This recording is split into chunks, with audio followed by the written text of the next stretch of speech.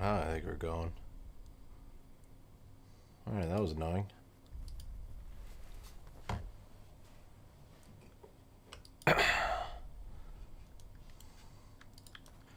Alright, Fernala. Time has come. Your time has come to drop your Reaper of Regrowth. Give me it. I want it.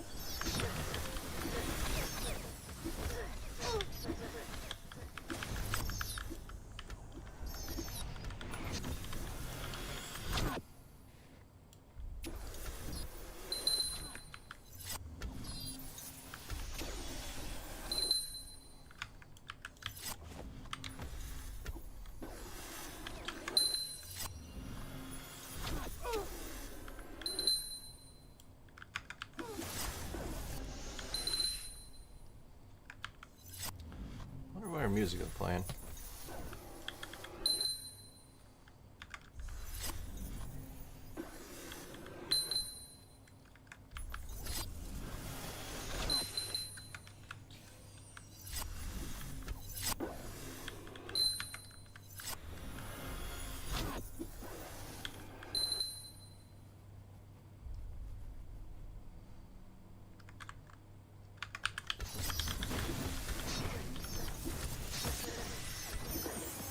There's no way.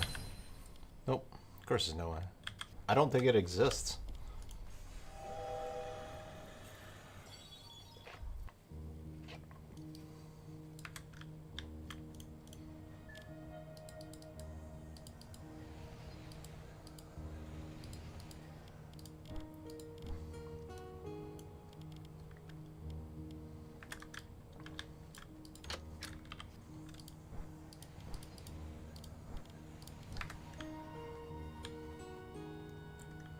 Alright, let's start with the coin run.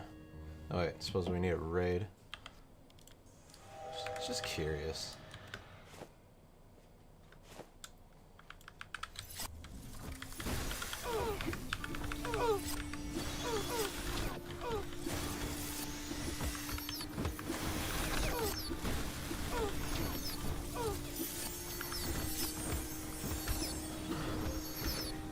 Actually kind of interesting that I can kill it now with just a group of 5.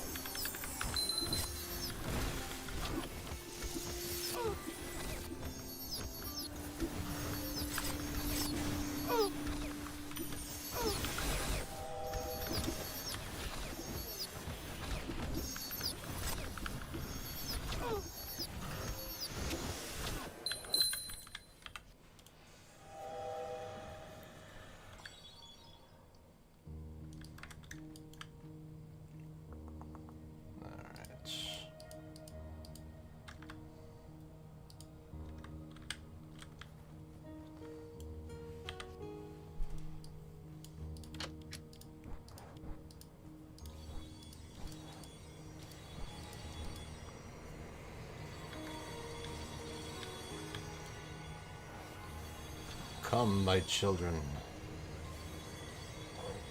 Let us raid.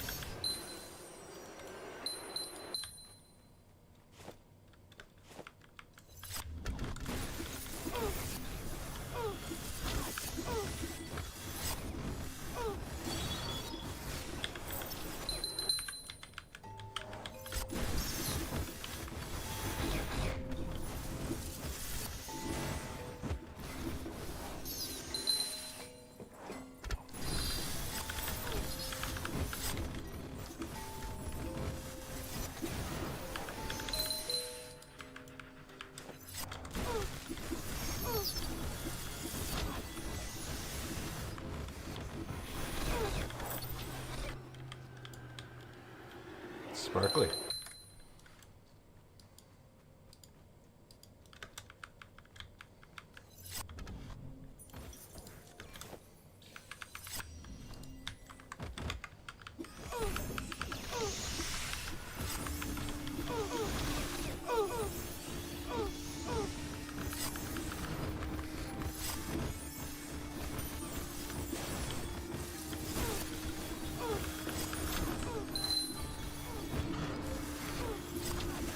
Oh, nice. It saves the matrix, too.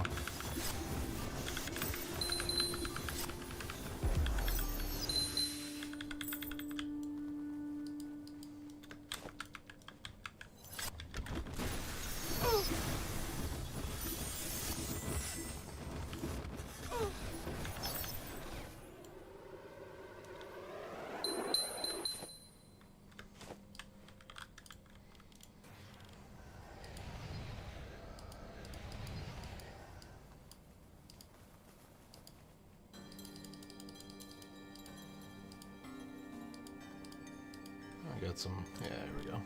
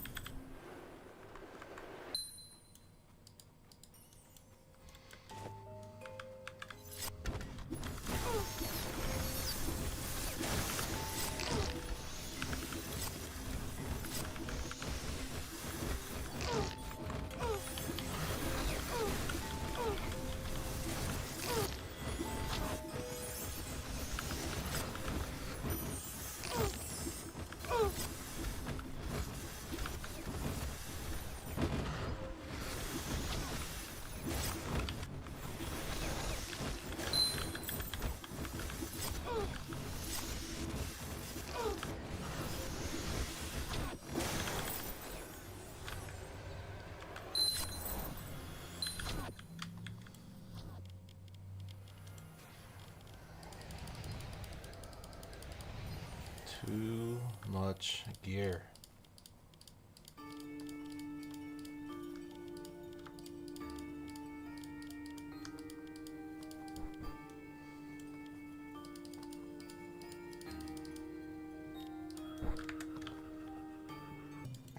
Let's go, bear.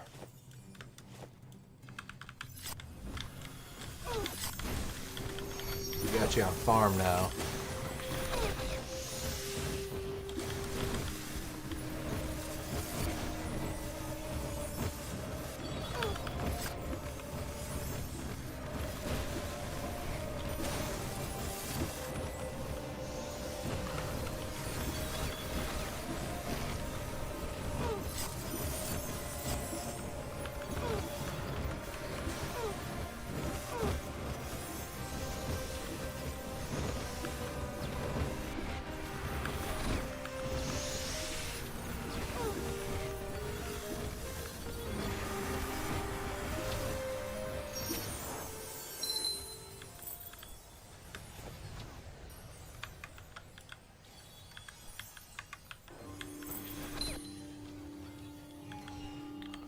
Does everybody have the quiver? Yes.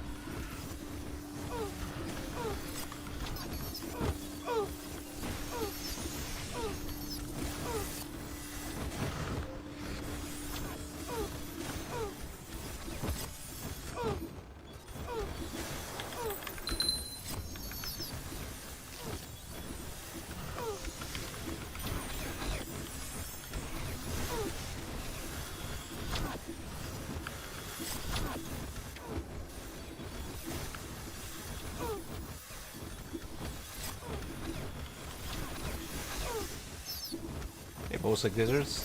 Thanks for that. I'm glad the guides are helping. You know. Sucks can't stick around, but hey, have a good evening.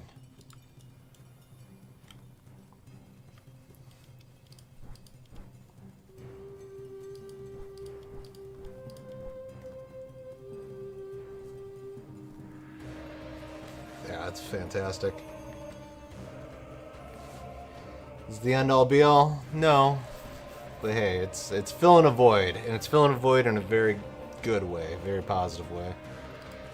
In a way that most MMOs don't fill. It just I don't know.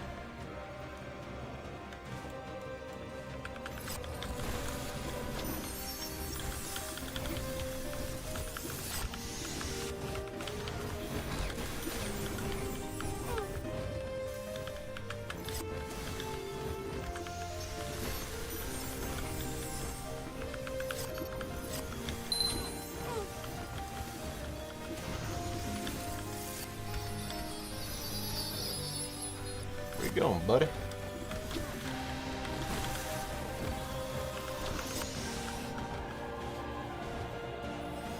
Yeah, I'm gonna assume we gotta kill ads that are called executioners. Surely they can't be positive.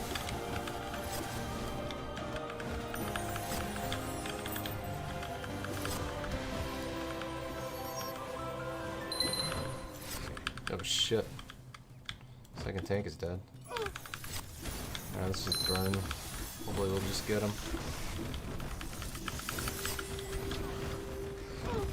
Nope. Good lord. That was a lot of damage.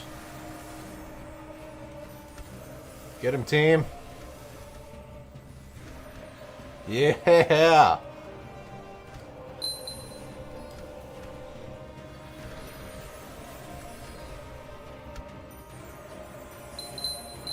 Never did EverQuest 1.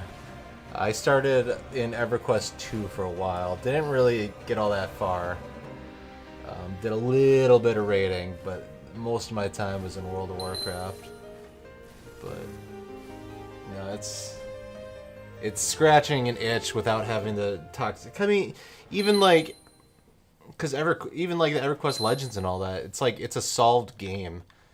So it's, I mean, I don't know. Like day one of it, people are making guides on like, yeah, this is best class duo to do and what you have to do, this, that, and the other thing. So it's like, it's nice to have the experience, but in a fresh environment. That like not everything is solved. A lot of stuff is solved, but like, I don't know, it's fun.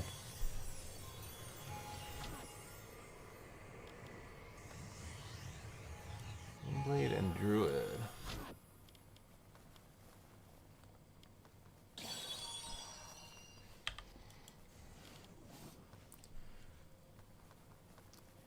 I was hearing that this isn't necessarily a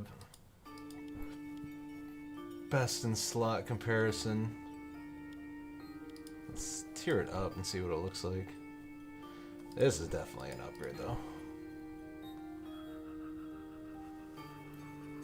Let's give it to...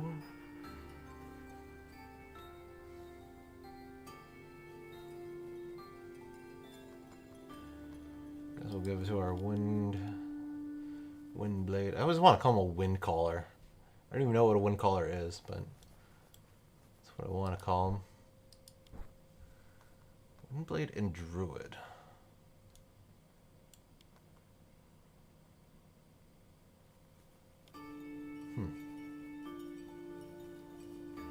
Laryl, why aren't you wearing your...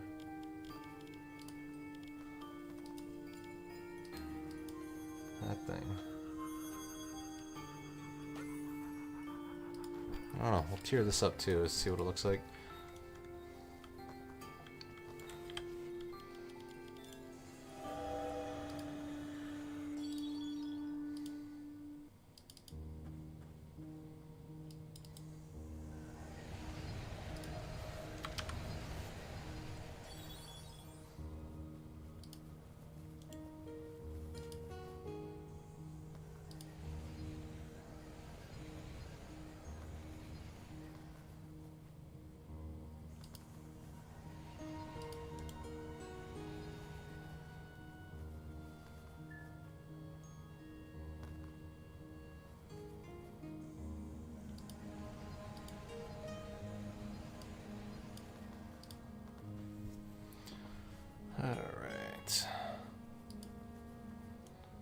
Trying to see if there's a way to add like a drop shadow to the text overlay.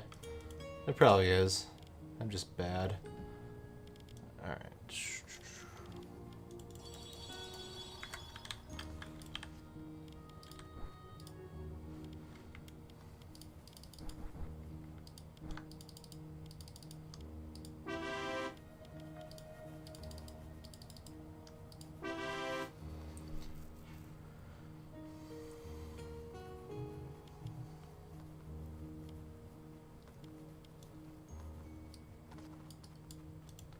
I mean, why not? I got so much money. Might as well use these things.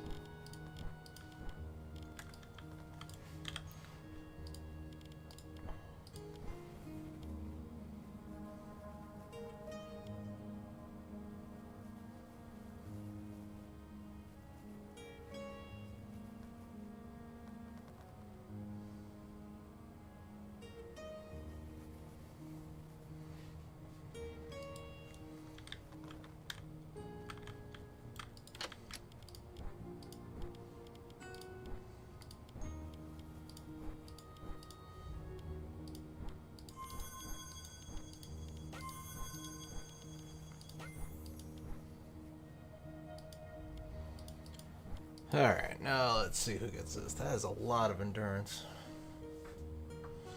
60 int whiz. Like seems like it's a druid thing more than anything.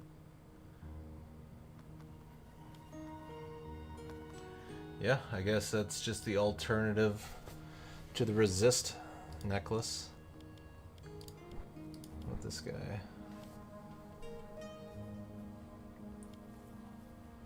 100 versus 90 has less int, has the same damage, has more resonance, attacks like a hair faster. Why? Why would they make these two things so close? Just slightly more resonance. The proc is less. 4,000 damage versus 5,500. Proc seems better. I don't know, we'll throw out an Amon for a while, and if it sucks, we'll swap it back. I need to get these shields online.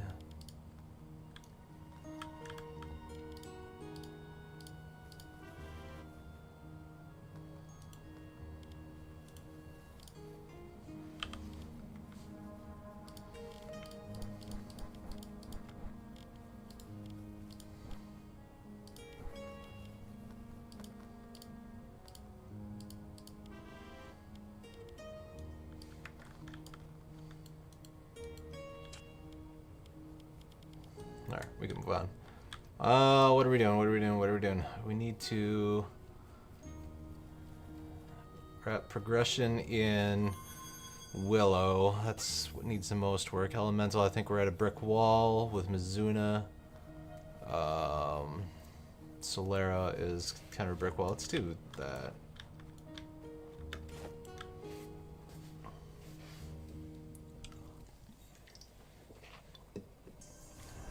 Let's just do all the bosses, even though I don't need them. Do all the bosses and just explain them.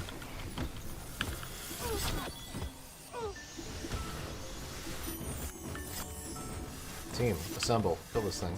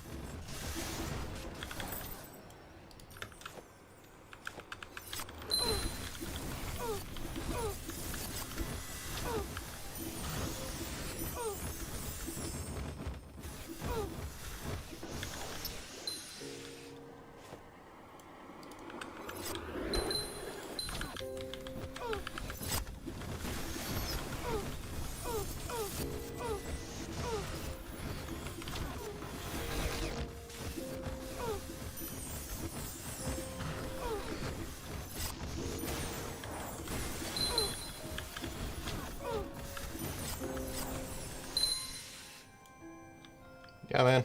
Have a good night. Thanks for stopping by.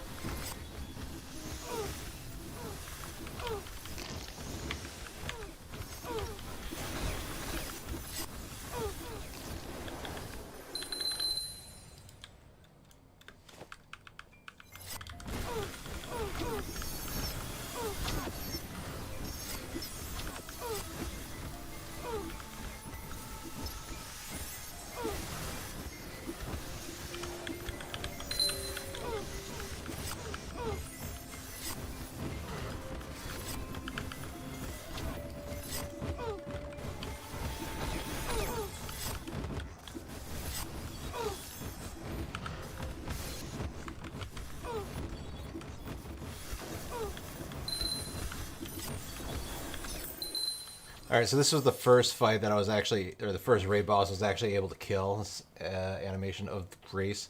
Strategy with this one is that at 50%, he's going to split into 3, and he recovers back to full HP. You have to have 1 tank set up to get the ads, and I would do, so I'll tank the boss. Group 2 is going to get ads, and then Group 3 is going to assist Group 2, because we want to kill the ad as fast as possible. There's 3, like I said, there's the main boss recovers, and then he spawns 2 more. And they all just do, like, a lot of physical, I think it's physical AoE damage. And you just got to burn the ads down as fast as possible. And then he does that 1 more cycle once he hits 50%. This is going to go fast, because we're all geared out now, but, yeah, first one. I'm not sure if there's cleave. I don't know if there's cleave on any of these bosses, but I don't know. It's just good strategy to keep them clear. So he's gonna split into 3. There's the echoes. Tank picked up 1 of them. I'll pick up the other. We're gonna burn 1 of the echoes of Grace, and then we're gonna burn the other. Just because they're just doing constant AoE damage. Doesn't look like much, but it's because we're all geared out. And then we go back on the boss. And at 50%, he's going to do the same thing again. 50% or so. There it is. So burn 1. Grace.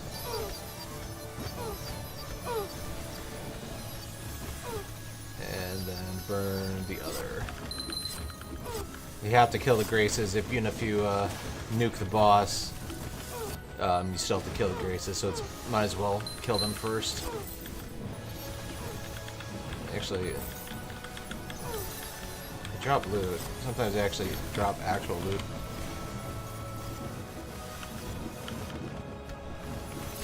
But like I said, this was the first boss I was actually able to kill in raids. So it was the start of progression. This Halo of the Twin Skies is good for most melee characters. Well, what can we use it? Druid, Paladin, Stormcaller. Yeah, it's honestly really good for Stormcallers and Paladins. I think it's technically a tank ring because it has a ton of agility on it. It definitely outscales any of the other rings you have on you. The other one I run is this Ring of Allegiance, which drops off the trash mobs in this zone.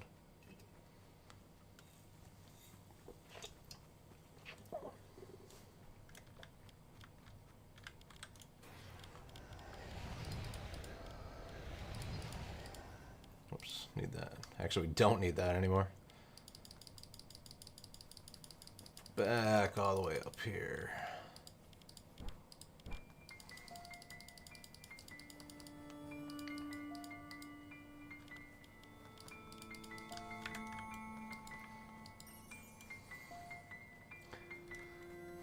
This next one wasn't the next one I did right away, but we're just gonna rock it. We're gonna clear the zone. I got up to the final boss of this area, so we'll do that. This is also the shortest raid. There's only 5 bosses. 1, 2, 3, 4, 5, but they're like 3 are in tier 1. There's 1 tier 2, and then the final boss is tier 3.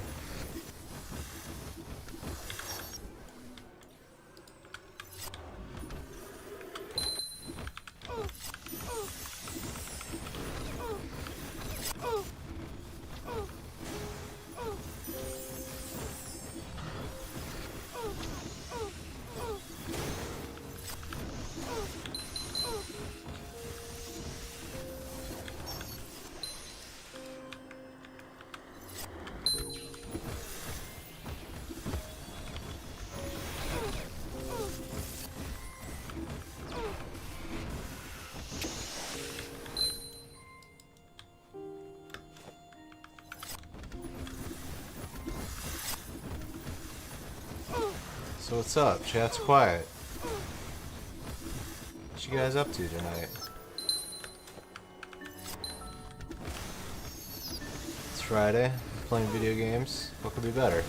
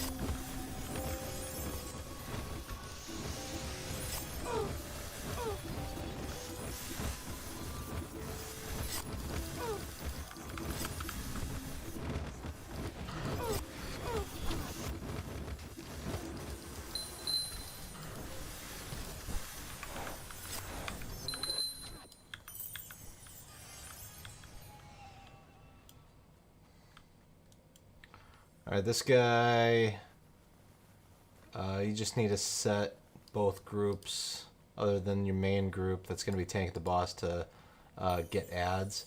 You don't want them to be assisting each other. We want them set at both get ads. That way, if there's more than one ad that spawns at the same time, they're going to attack them differently. Usually, they're going to attack them differently. That way, it's not just one group attacking one at a time. This boss is just absolutely about being a DPS fest of being able to kill these fates, because they're just spawning constantly and they're trying to work their way towards the middle. If they get to the middle, then you do take a ton of damage and I believe boss heals. So yeah, you just have one group assigned focusing on the boss. The rest of them are set to ads. If they're not able to kill the faith in time, then you just need to come back when you have more DPS.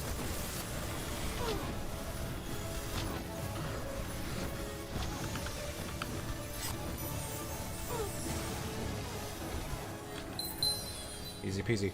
The standout piece of gear from this one is both this Interstellar Charm. It's fantastic for Arcanists. And then also this Cosmic Barrier. It's a really good necklace. 10 to all stats when it's white. When it's purple, it's 21 all stats. And then 30 all resists. Like, it's just really good.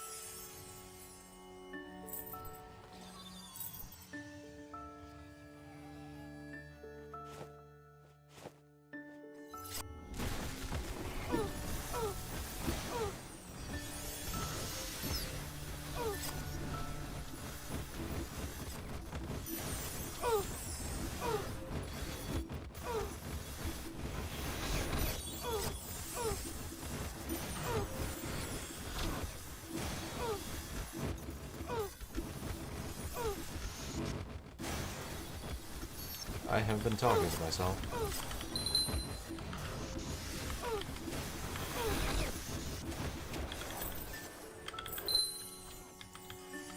Alright, Zenith and the deer. So... need 2 tanks. Tank 2 is fighting one boss, Tank 1 is fighting the other. These 2 can only be damaged within a short window of the other one being damaged, so you basically have to kill them together. But as we progress, and actually pretty constantly, on these platforms, adds are going to spawn, but they're going to be like a forming constellation, and if you don't kill the forming constellation, then an actual ad pops up. So group 3 is going to be on get ads, and we're going to make group 3 all ranged, just to provide them a little bit less running around. And we're going to have one boss fight on this platform, the other one fight on that platform. And then group 3 is going to be constantly running back and forth, killing the ads. Only kill these guys, I think, once, so let's see if we can pull it off again. Let's make a save point.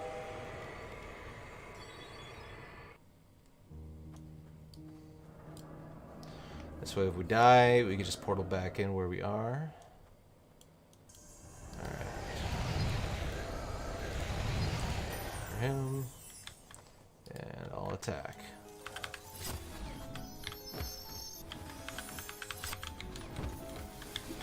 So once Tank has the boss, I'm going to tell him here, so he moves the boss to that platform.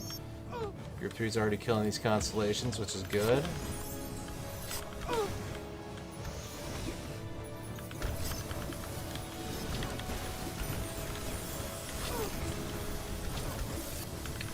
So group 3 is close to me. When the forming constellations spawn in, the top one is going to be the northmost, and the bottom one is going to be the south. So we're going to burn the south, because they're closest to it, and then we'll have them burn the north. So we're burning the bottom, because it's close. They've already killed it. Now burn the top, and they're going to run up to the north and get that. So it's already dead, so we don't even have to worry about the constellations forming. I think it's a group management test. It's a DPS test too, to make sure you can kill both of the forming constellations around the same time. For the south, they were still kind of north. That's all right.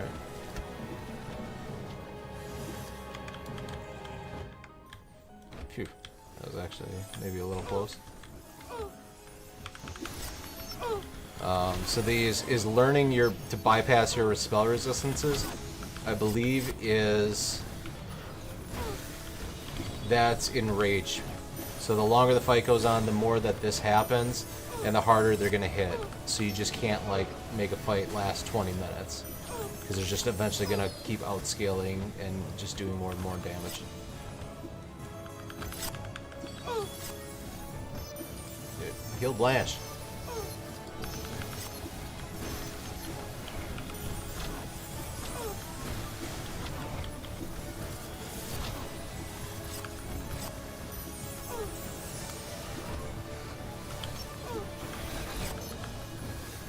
Constellation soon.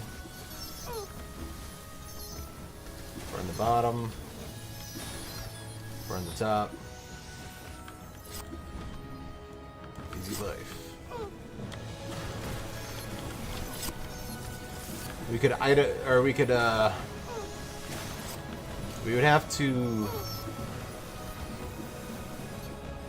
organize our DPS a little better in order for this fight to go faster, because like I said, they have to be damaged within a close window of each other.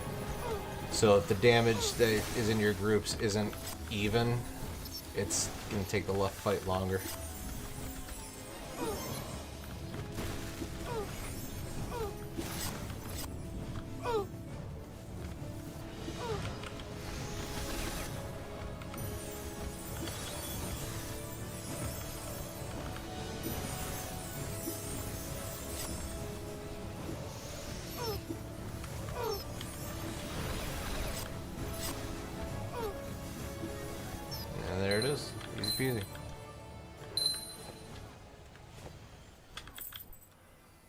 10 drop to planar stone, why not? Alright, I love these boots. These boots, Flight of the Foot 3, movement speed +7. They're better than the J boots. That's insane. Ooh, this is new. End times. Party is a 3% stack on hit to proc Nebris. That seems pretty good. And this is a really good tank shield. And I don't remember what this belt is for.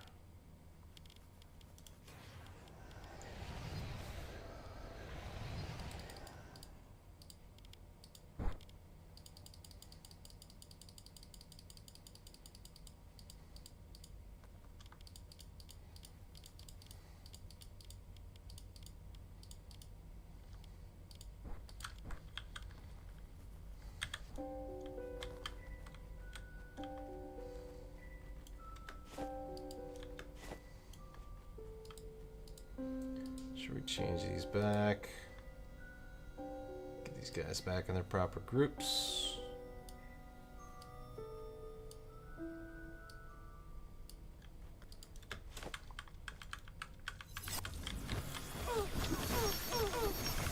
Ow.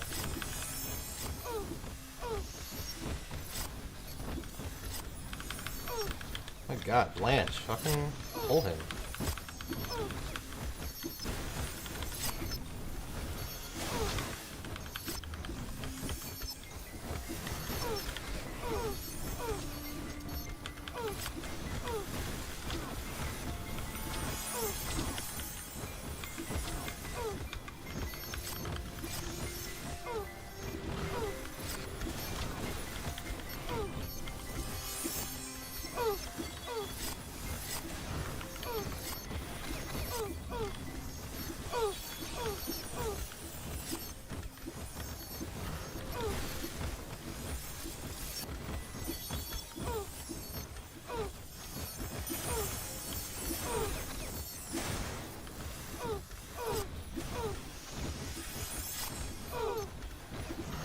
Currently playing Stormcaller and leveling in Underspire Hollow. It's getting kind of scale. It's just for freshening up the gameplay.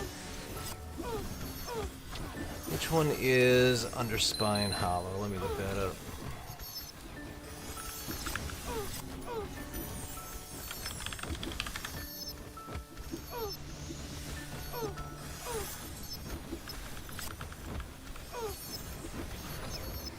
Oh, it's the one with all the ogres. So that is around, what level is that? Around 15 or so. Yeah. What was I doing at level 15? So there's other dungeons you could do. Let me find a list. I remember that dungeon. I remember running that dungeon for a while.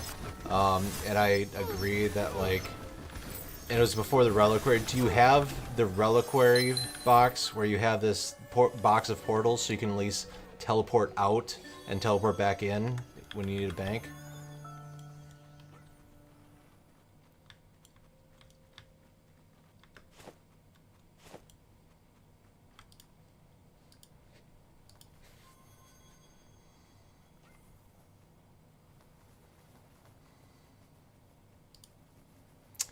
Okay, I suggest doing that. If you're doing Underspine Hollow, you should be able to do that.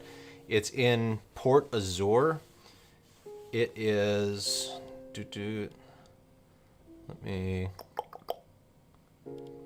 If you go to the Port Azur marketplace where the giant willow is, and then you run out like you're running towards the exit towards Blackwater Strait, there should be like a guard next to like a portcullis.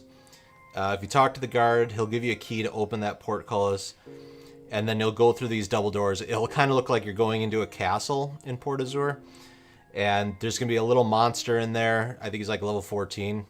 When you kill that monster, you're going to unlock this reliquary that I'm portaling to right now, and this is like your guild hall.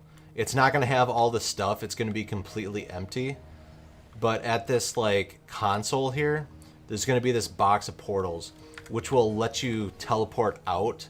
So, like, like that raid that I was just in. Pretend like that's the dungeon you were in.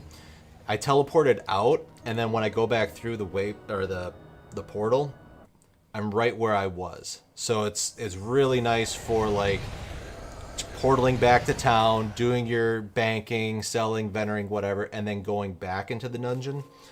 And it also sets kind of like a waypoint. If you were to die and then run back to Port Azur and go back through this portal, then you'll spawn in where you last portaled from.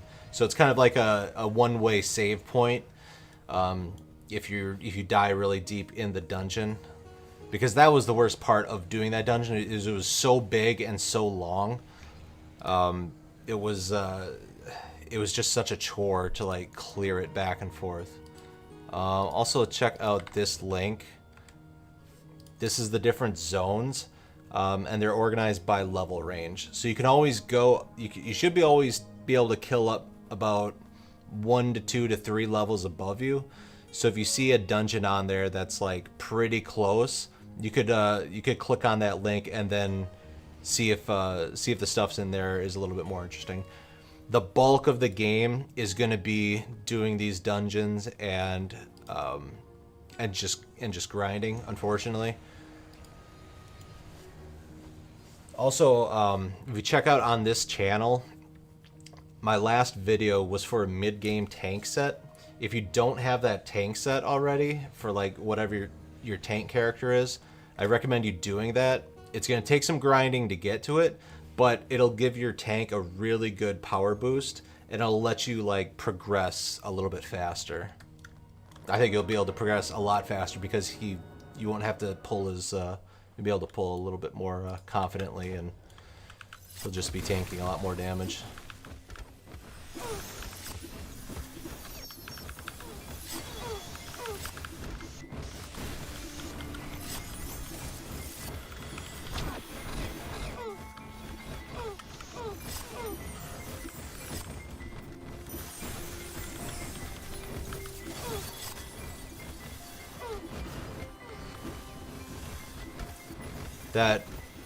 That set from that video is okay. I got you. They're not quite strong enough to do it. You could also, like, if you haven't tried this yet, like just go into Group Builder and just see if there's any higher level tanks that you can pick up, just for farming it. You're not going to miss out on that many levels with your group, but it'll let you at least like kill the mobs. And then at least start gathering the set. So once you get back with your normal team, you can give the set to them.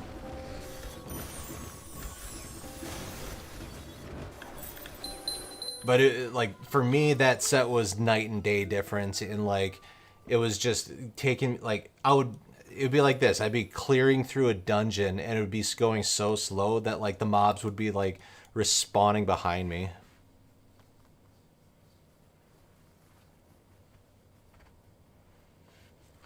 So I've done tank main the entire time. I'm a paladin, and I mean, me in general, I usually play either tanks or healers in MMOs because just chasing high DPS numbers has never been that interesting to me.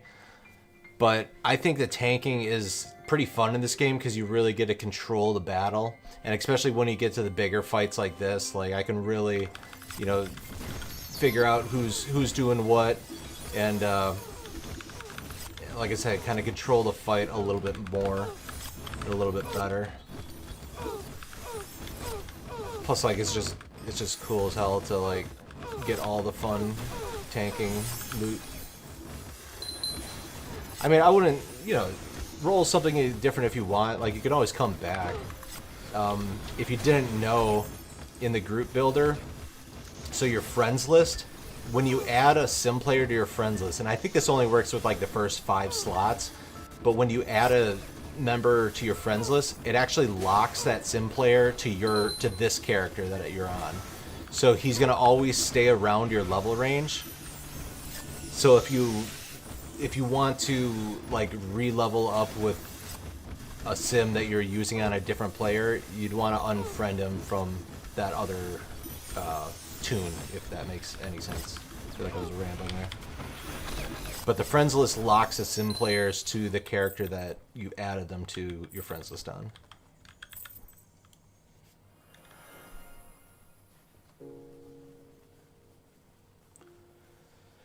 Yeah, healing. I played a druid just briefly. It's hard to compete with like an NPC healer because like they're just gonna be able to frame one, start healing. That being said, I mean people have been playing them and enjoy them. So,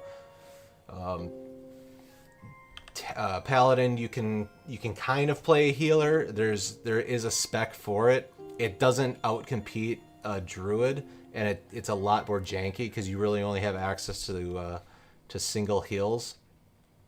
Like you don't have AoE heals. You can kind of play it as like, and honestly, like because paladins get heals throughout their leveling process, I kind of like as I was tanking, I was acting as a secondary healer, you know, because my damage isn't all that great, so I can like just make sure I taunt the target and then like switch to somebody needing healing and just like cast a heal on them, and it helped with the group comp, I think. All right, we're gonna go walloped. I have no idea what to do in this fight yet.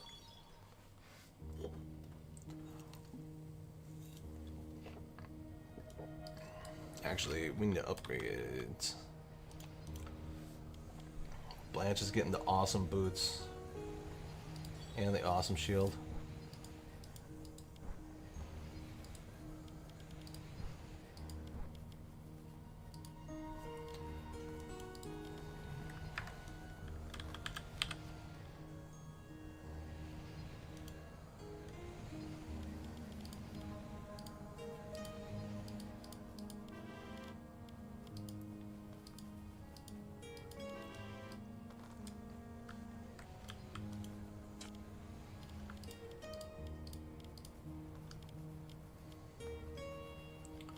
Gotta look into this. It's a very interesting aura.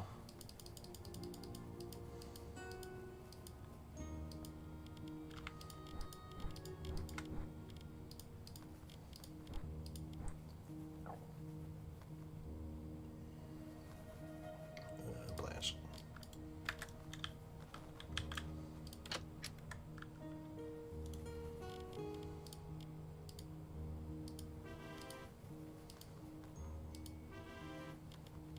Is there anything else?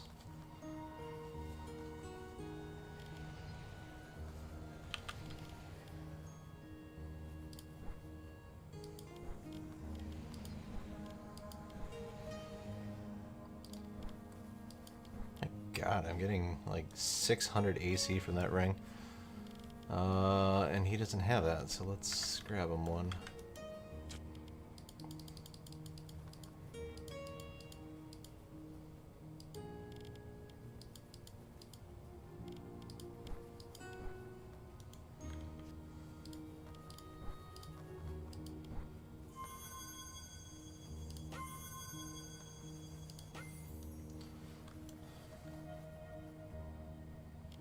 Oh, you already have it. Why aren't you using it?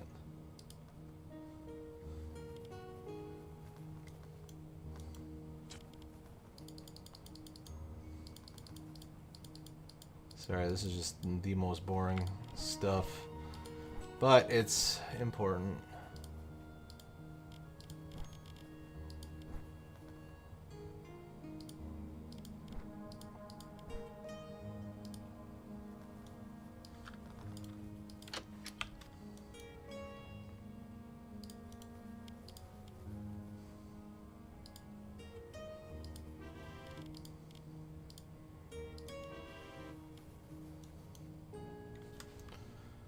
Alright, he's up to 5,800. That's pretty good.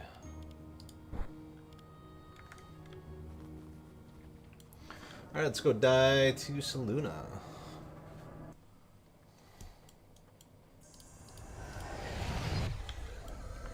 I think we just want them both on get ads, because they got to get the 4 in the corner first.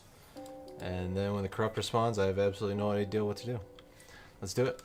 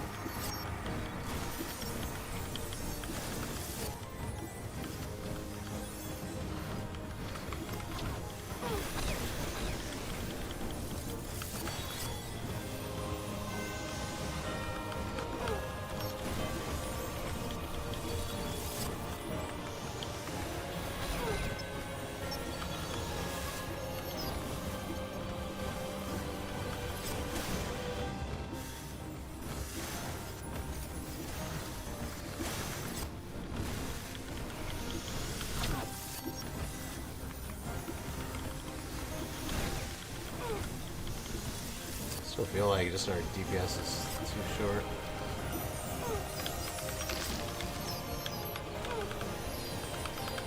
So, I don't get it. Are we supposed to be burning these growing voids?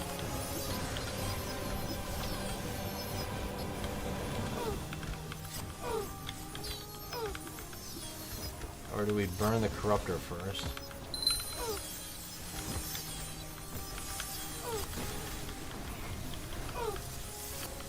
It seems like the growing voids... I mean, this looks like AoE, right? Like, we gotta be moving everybody in here.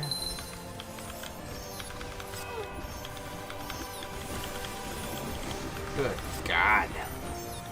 So much damage.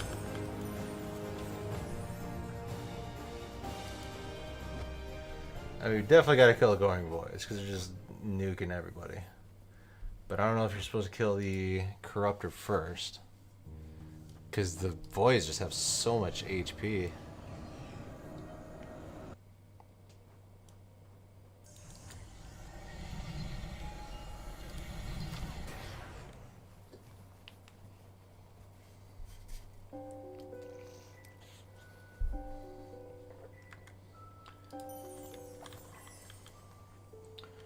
Alright.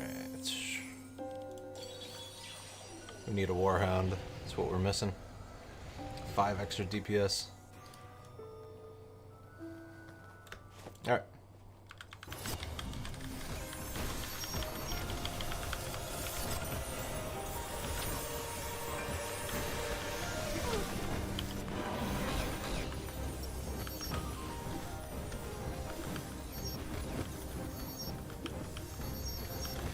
Yeah, so when you have them both at set adds, then they run to 2 different ones. That definitely is better for clearing it.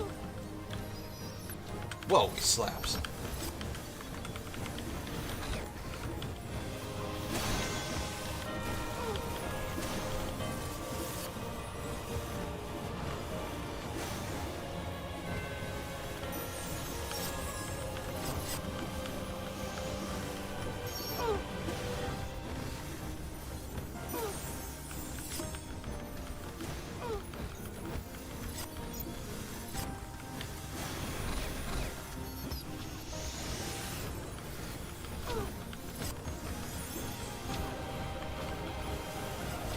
Alright, corruptor's up. We're gonna burn the corruptor.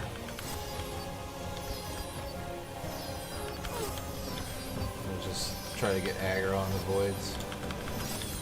I don't know if that does anything. Alright, corruptor's dead.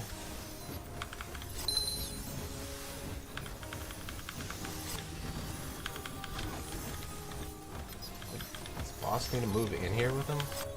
God, that hurts. Oh, it's probably because I'm not standing in the right spot. It seemed to be working though.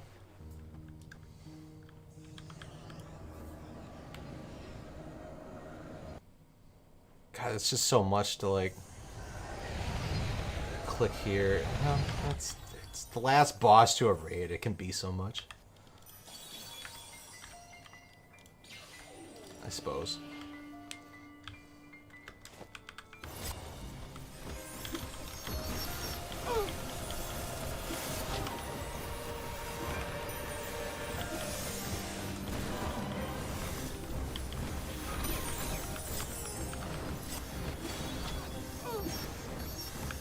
Music just slaps.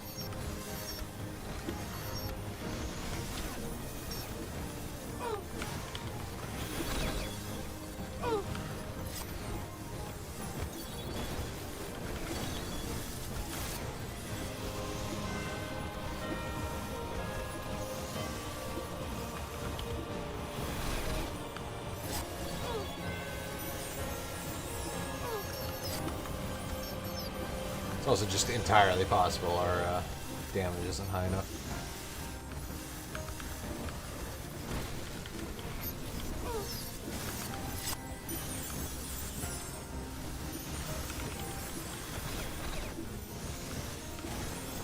Alright, Corruptor's up. Burn him.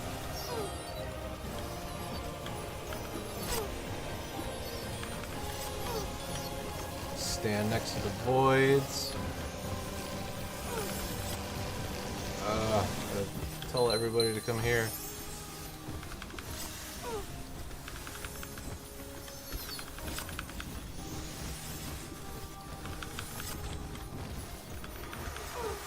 Go it.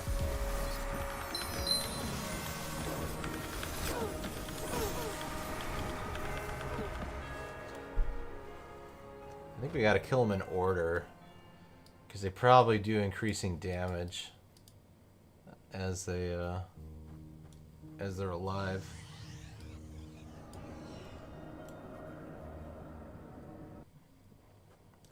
So three of them spawn even when we nuke the Zeri dude. So they're probably tied to his HP. Which means if we just don't freak out when he spawns and then just burn the void, kill the first void, get him down, kill the second void, I think maybe that'll be a little bit nicer instead of having all three stacking on us at the same time. I don't know, but apparently this is the easiest final boss, so it's only downhill from here.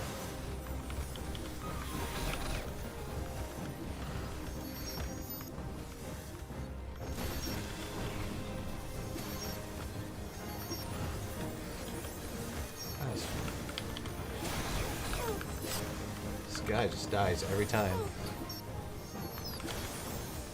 It's minus 10 DKP. Rock, what are you doing dead?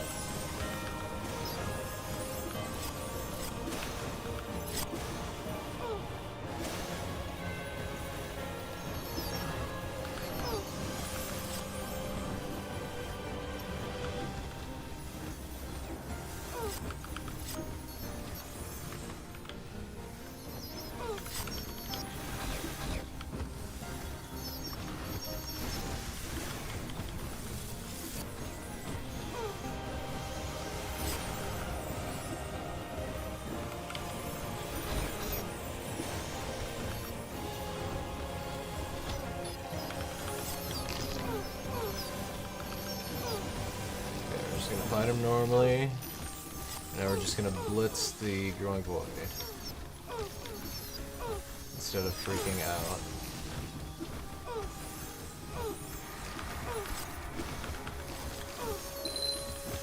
Okay, one dead. He should spawn the next one soon. Blitz the growing void. And we're good.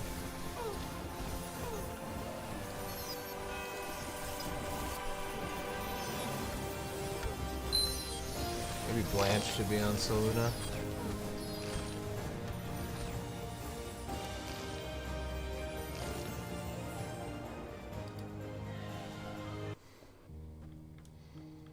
I'm gonna be right back, grab something to drink.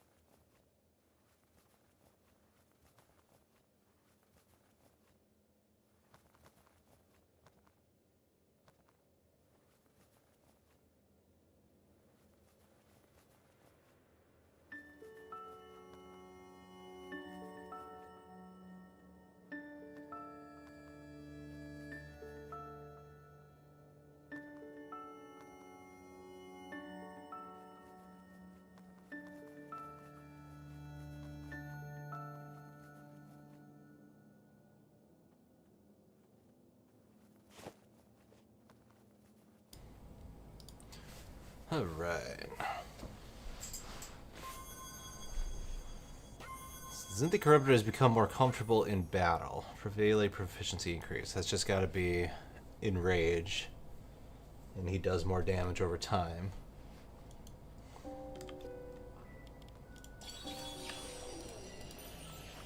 No, we'll give a couple more attempts, and then we will move on. Because I want to get more attempts in Willow, in the Scorpion. Named after a guy in... Oh, we gotta turn off that.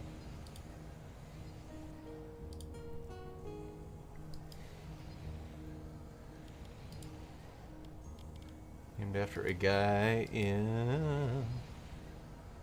The mini-map is a... It's not a mod. It's when you're at the main menu, the server login screen, at the bottom, there's like this server admin settings. You click on that and there's an option for the mini map. It's really nice. Hats off to people who can run the game without it, but I cannot.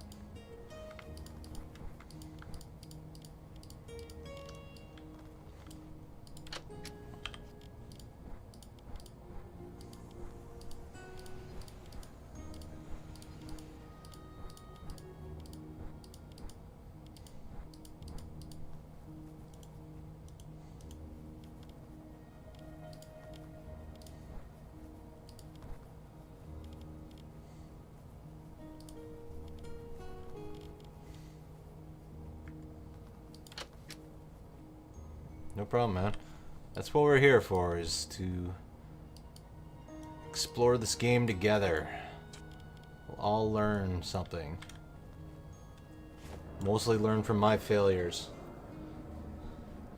I'll admit, my biggest failure is with the bank. I was 40 hours into the game before I realized that there was more than one tab in the bank. So I was muling, and I was like, oh, it's cool. It's like Diablo 2, like OG Diablo 2, where you just get a crappy little bank, and you gotta make the space useful. And it was in a time before these tabs were at the top, so there was just these arrows, and I was like, after 40 hours of just playing one day, I was like, I wonder what this arrow does. Like, what? There's 99 tabs? I'm an idiot. But that checks out. It's on par. Alright, let's try this guy.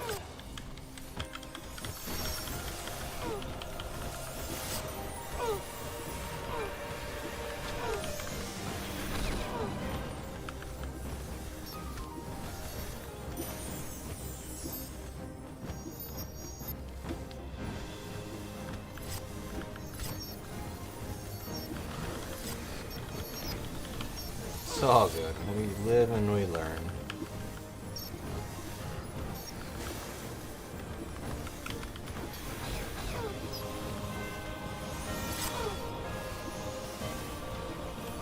That's great to hear.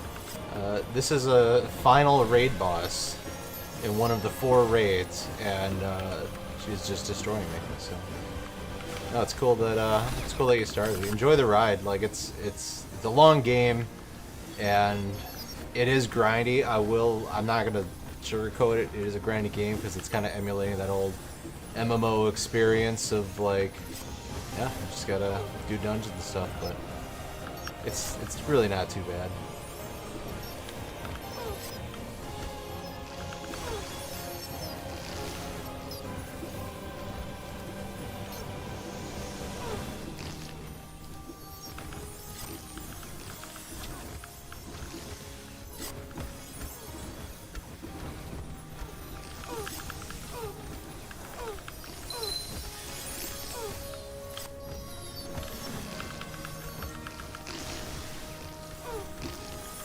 This fight is just chaos. I barely know what's happening. I'm dying too. I think it does more damage when I'm next to it than when I'm not in it.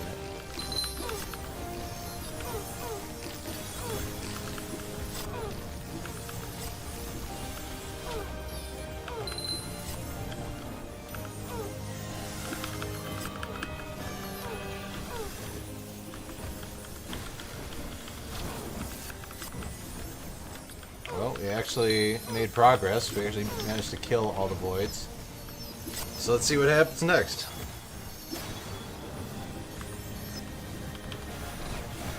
Yeah, I'll give you a hint. When you're in this group builder, you know, you can look for Sims by classes. You can also just like click on them in game, like if you run into them in the wild, and click invite. But if you add them to your friends list, the ones you add to your friends list get locked to the character that you added to your friends list. So like these 5 that are right here are like quote unquote locked to this character, to my tank guy here. Which means they're not going to out-progress me. They're going to kind of basically just wait around for me to come back and play with them. Because a lot of the other sim players in the world that you're not grouping with are going to kind of like continually progress throughout the game. There's always going to be ones within your range, your group. So it's, you never have to worry about running out of dudes to play with, but yeah, the ones that you add to your friends list get locked to your account and will basically just sit around waiting for you to come back. Oh no, we got a bear. We're dead. I mean, if that's the fight, then that's not really all that bad. I'm gonna assume there's gonna be another Azinthi at one point. Yeah, no problem, man. Yeah, if you got any questions, like, even if you just leave them in the comments of any of the videos, I'll respond. It's kind of the point of this channel, is to like just be part of the community and help each other out.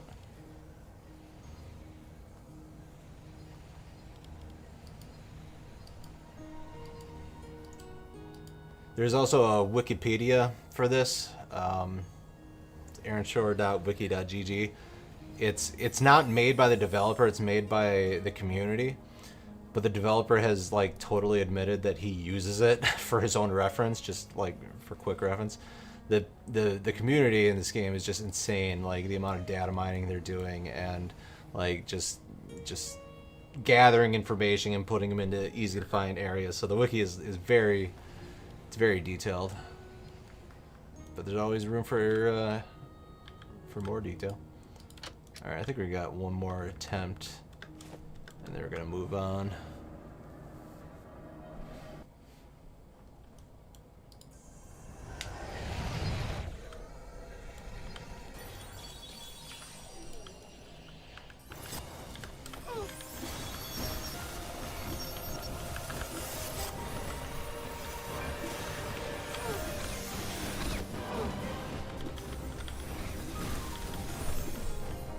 We made progression on this guy, which is fun.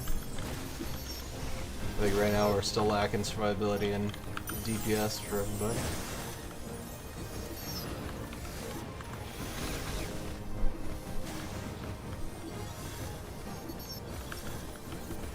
Yeah, and technically the game's not even out yet. It's we're at 0.7. 1.0 will be a release. This is the most recent patch. We finally added raids, which is what we're doing right now. But there's actually one more raid. You have to do, like, there's going to be one more raid to come. And, like, you have to complete all 4 of the other raids to unlock the Uber raid. And, like, that'll be the final pinnacle thing to do when the game releases. He hasn't promised a ton after release, because I don't know if you knew, but this is made by one guy, Brian, and I mean, he's doing a fantastic job, and he's just so engaged with the community. But yeah, I wouldn't expect like endless DLCs and expansions. There's plenty to do in what's available now. The game's only really been, I think it's only been in early access for a year, if that. And I think it's only been in like up beta for, I think, up to 2 years, somewhere around there. And I'm dead somehow. Yeah, I'm not gonna just swipe it.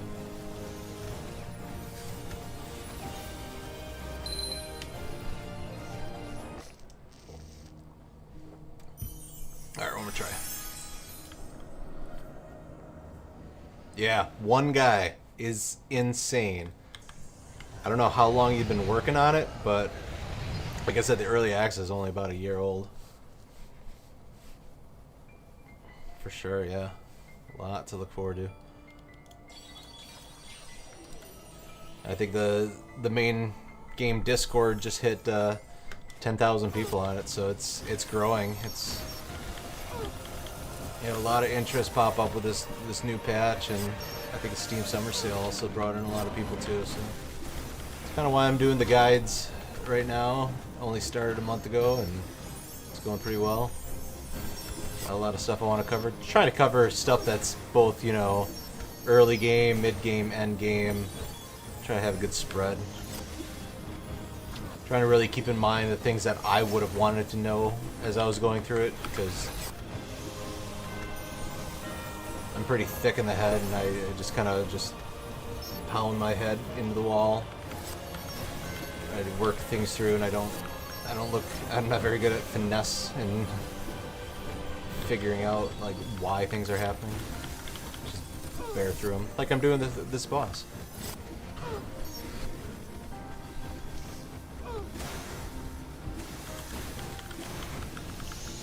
I think Ravina, yeah, he's not even. We gotta get him some upgrades.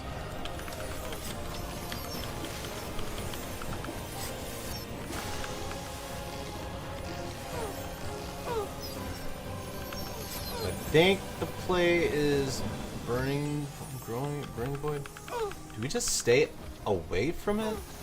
I don't know if it does more damage standing next to it or away from it. Maybe it doesn't change.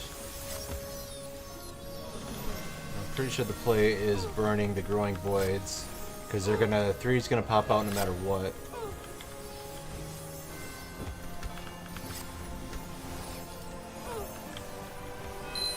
And it seems harder to recover if you get all three on the battlefield at once. Actually, let's finish up the...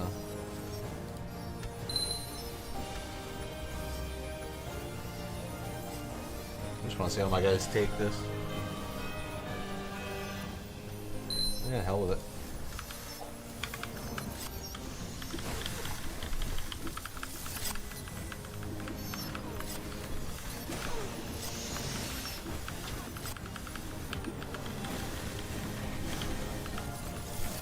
Let's get everybody out. So I think at 50% we're going to have another consolation thing. Since we have everybody alive, don't die.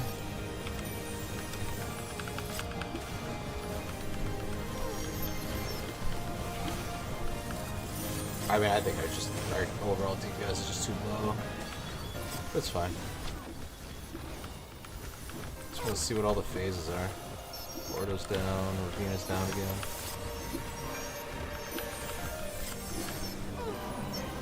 I'm gonna assume there's another Corruptor phase. Oh yeah, look at that. He came pretty quick. I wonder if he's timed.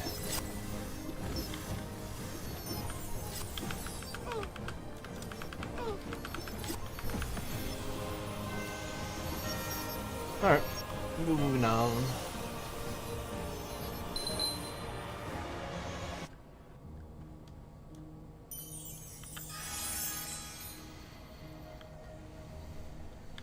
There's our timer. 20 minutes. We need to get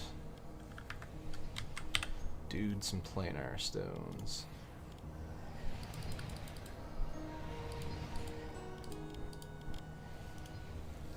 Sure, yeah. He's got two.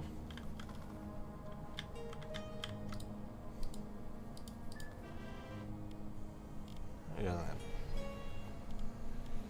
anything upgraded. Let's do that.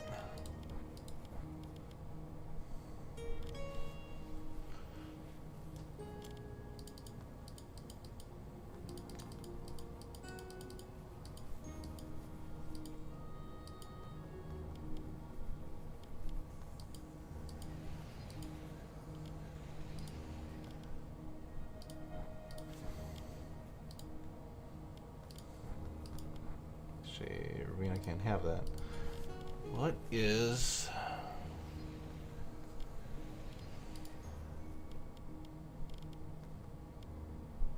the other ring he should use?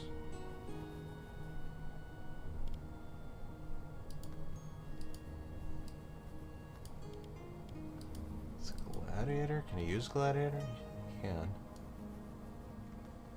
Yeah, I guess. Though I thought I saw a thread saying Gladiator's Coil is a trap. It's for a build that doesn't exist. I don't know what that means.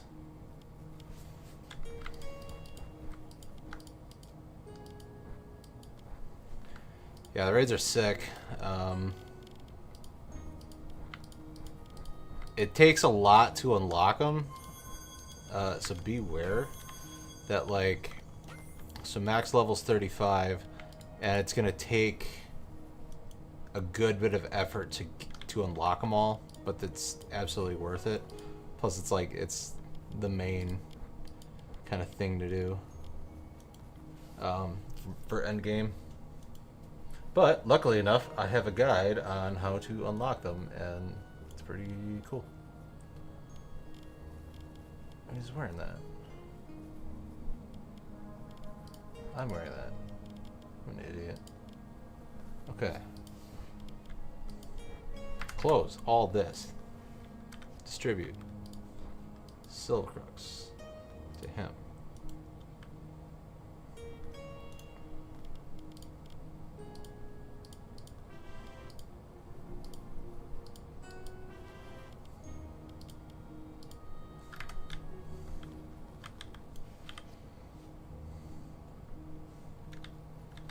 Yeah, like I said, there's no rush. You're not competing against anybody, so it's like it's really not a race. Like you want to get there, but like your first playthrough is gonna be the one that has the most impact on you. So gear doesn't have any level requirements, and it doesn't have any stat requirements. So save your old gear, especially the stuff that's like really cool and like just pretty strong, because you can absolutely use it to twink out your next characters and like just make them really strong and make the leveling process a lot easier. 1, 2, 3, 4, 5, 6.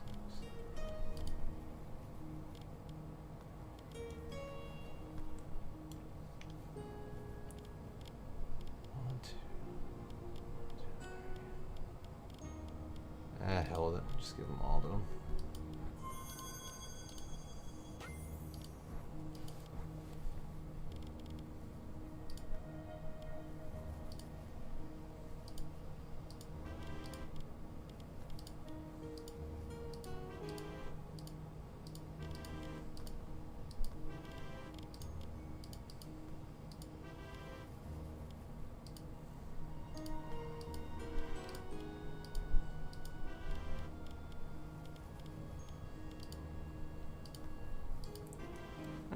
Should be a little stronger.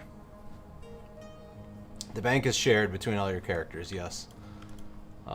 There's an item called a magical bag, which is from the oddities vendor in Port Azur. It costs 950,000 gold, so it's very expensive, but it lets you bank anywhere at any time. There is also an item that is a rare drop. I don't know what it's called, but if you trade it to... I can't remember if it's the auction house or the banker, he'll give you like basically a one-time use of these. I actually haven't seen that thing drop ever, so I don't know what it's called.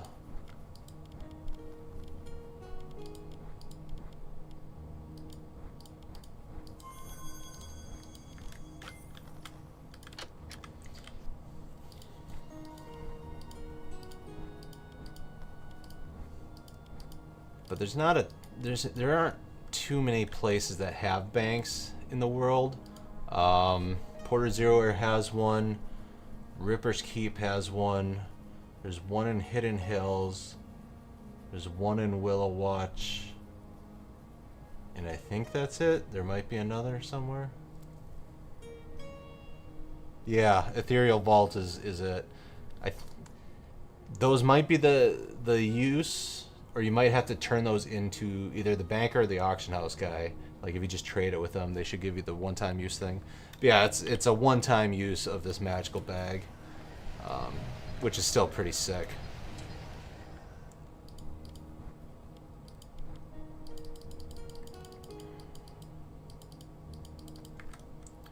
Alright, what are we doing? We are going here.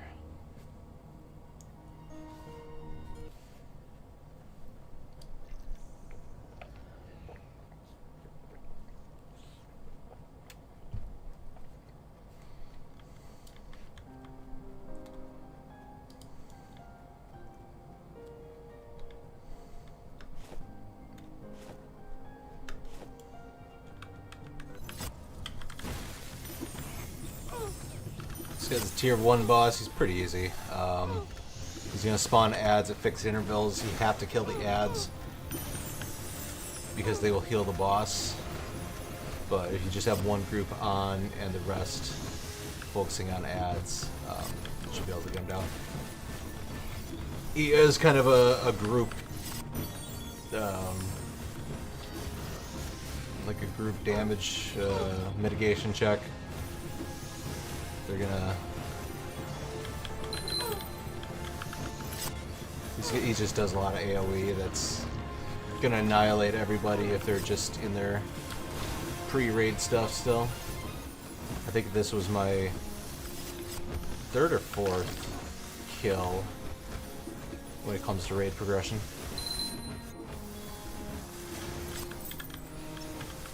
Yeah, the art style is really cool. I just saw today there is a mod that like adds a shader to give it like a fuzzy PS1 era look, like because it just takes like the voxels and like takes all the smoothness out and adds. Best way I can describe it is just a fuzziness to everything, and it's like it even calls it like the PlayStation shader mod. I don't play with any mods, but there's actually a pretty good modding community around this. There is a co-op mode, but it's pretty janky. It doesn't work in raids yet, and I think they're rebuilding it from the ground up currently. But yeah, like you could co-op in this game if you download the right mods.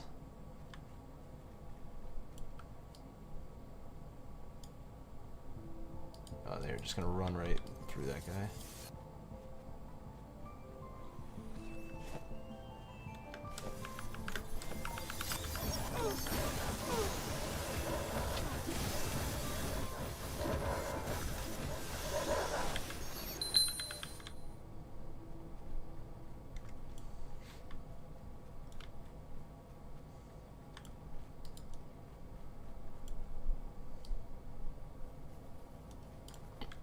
Alright, this guy, he's gonna say, he's got 2 lines that he repeats. The first line, you have to turn raid DPS to 0 because he will reflect what damage you do in the window. So let's attack him. I'll just say when he's doing it. This is one you absolutely have to have the window set up to watch for it. So fingers on the raid slider. So he says first thing, prepares to moment of pain, and then he does that big purple AoE. Once he does the big purple AoE, you can turn the DPS back on. First couple times killing this guy, I think it's like 3 or 4 of those cycles. But obviously our damage is way better now.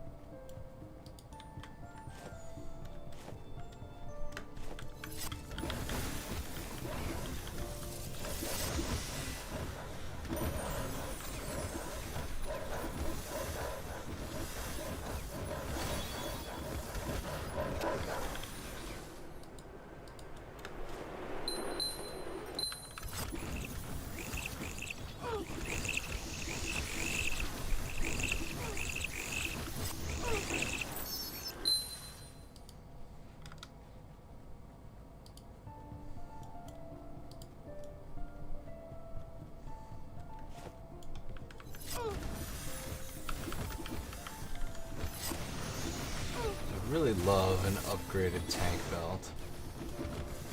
I don't know why that is. We're still rocking Sableheart.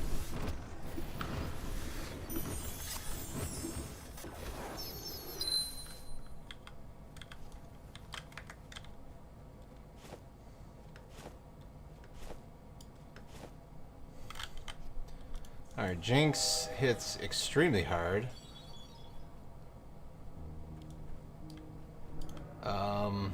I really still don't get the mechanic. I think he turns off buffs that other players do. But the main strategy is there's two strategies. One is you just burn Jinx and you just kind of ignore the guard. And the other is to burn the guard, teleport out, and then kill Jinx. That's kind of the cheese way to do it. I think we're going to try not to cheese him. Like I said, I really don't get what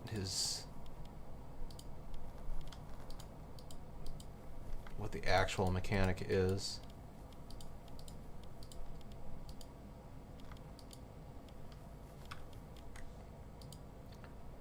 So yeah, let's just burn the guard, tank Jinx, and maybe we'll just be able to... God, he hits hard. I gotta spam heals on myself, basically.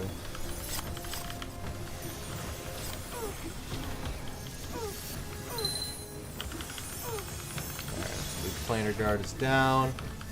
Everybody's on main boss.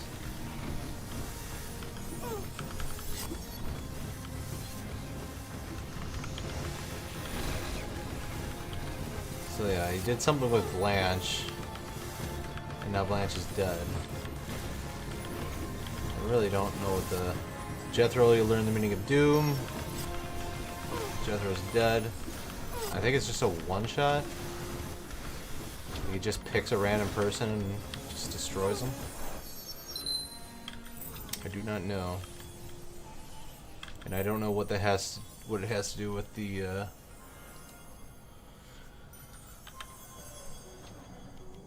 has to do with the ad, but it doesn't really matter because we can just annihilate him.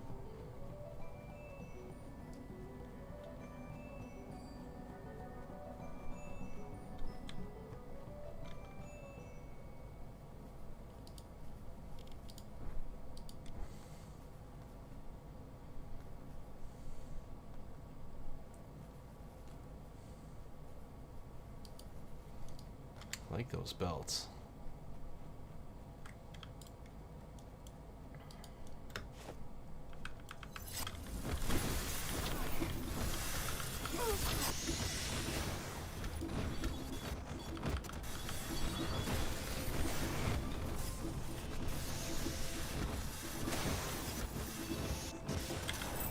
I don't know if these guys drop anything. I know the Minotaurs have at least a bracer. Oh, that's a +5.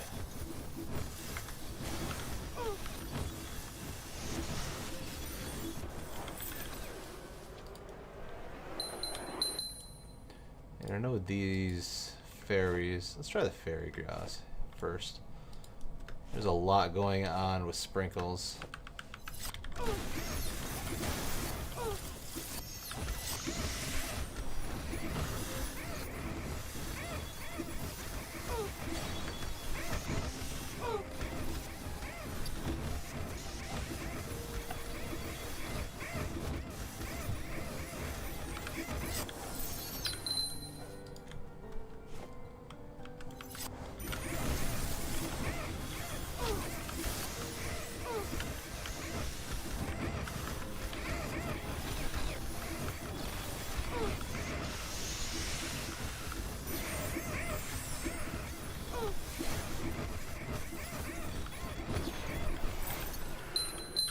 What was that?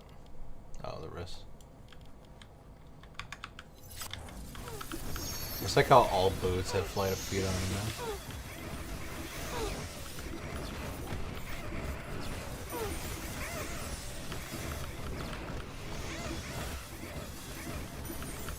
has no wisdom, so druids don't need it. Has no int. So really just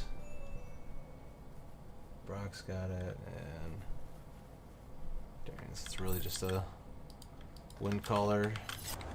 God, I don't know why I want to call him wind caller. Wind blade. I want it like I always call him wind caller or wind dancer. Never call it wind blade. These guys are just dropping planar stones left and right. I'll take that.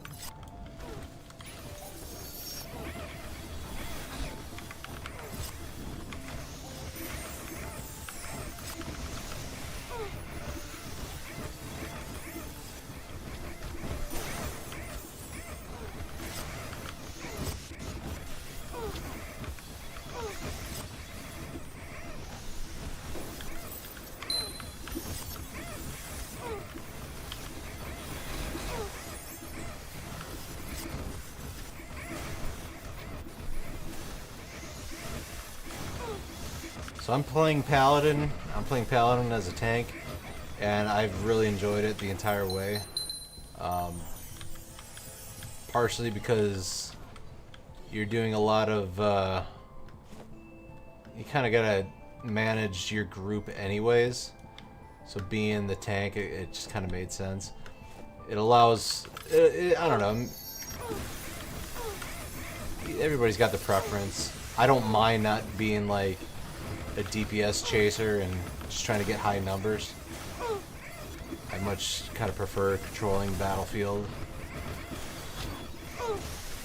Plus, it's like, it's easier just to sort of blast when you're the tank.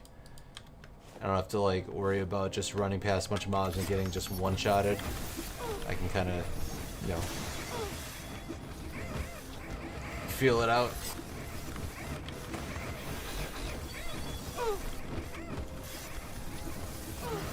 You said you only started a day ago. What class did you start as?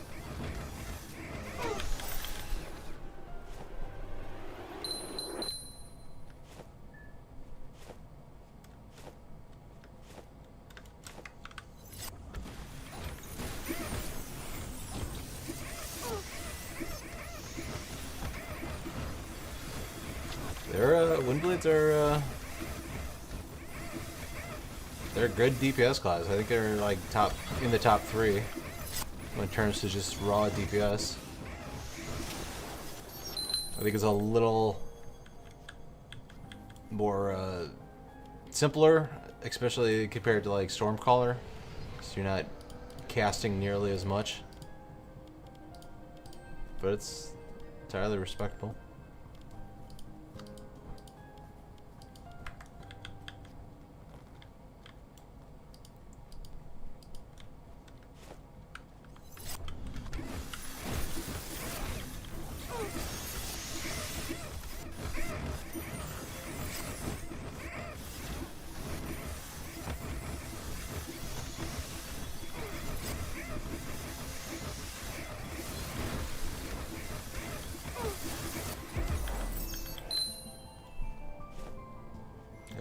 If we actually have to clear these guys out.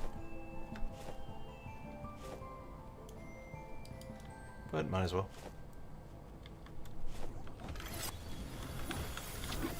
Yeah, that's one thing that's is going to be kind of a theme with all of the classes, is that the spells and the skills that you get are spread kind of thin. And it's usually a handful of levels in between, you know, spell upgrades and skill upgrades. So it does feel a little dry on that part.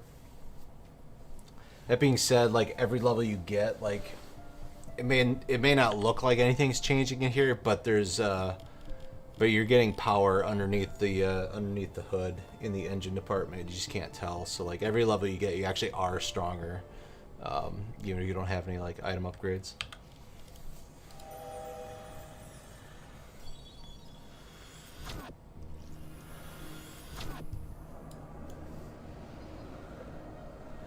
But DPS in general, I mean, it's not going to be the most interactive way.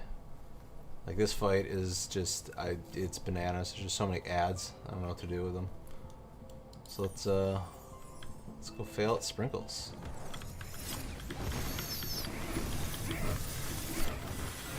Only put in a couple of real attempts.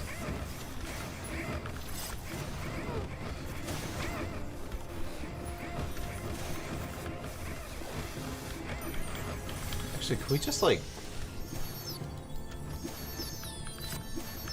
Oh no, she's locked out. I think we need to kill all the wards first.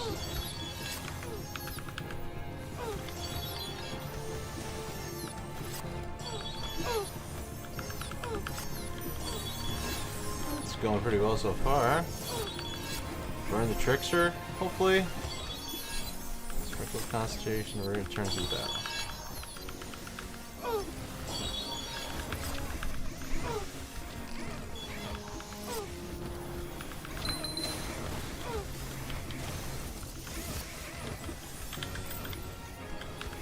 Maybe we're just supposed to... Yeah, so now there's the ward, so we don't do any damage.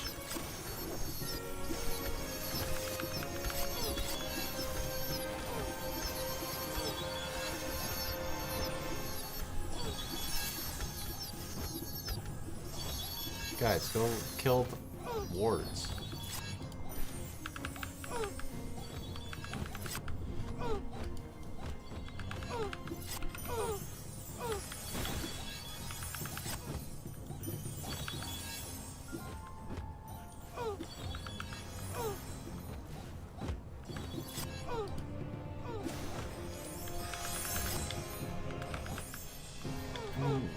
We're still alive. I'm barely alive.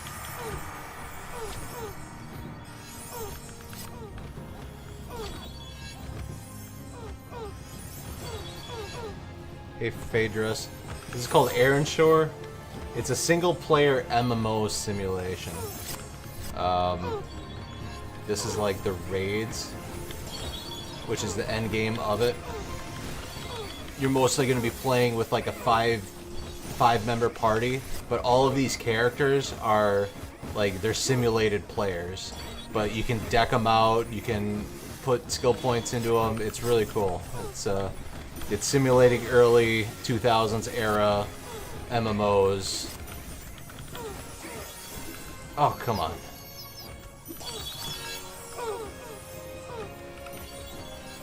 Maybe we almost got her. Just gotta do the wards better, I think. It's a little bit sandbox. It's definitely like, I mean, if you're familiar with like old school EverQuest and the like, it's kind of like that, where it just kind of throws you into the world and like you just kind of got to figure it out. It's made by one developer, which is it's just incredibly impressive. Oh my god, I'm just barely surviving.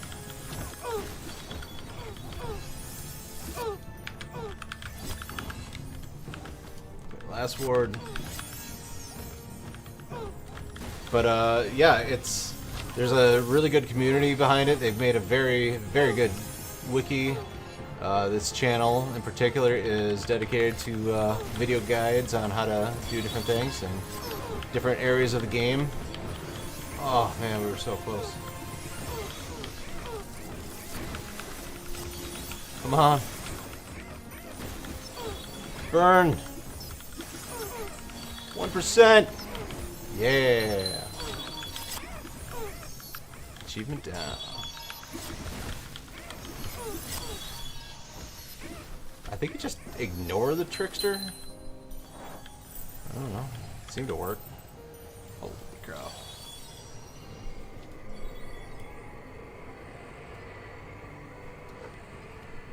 There's so much int on that. There's so much int on there. But no wisdom, and it's a druid. What is going on?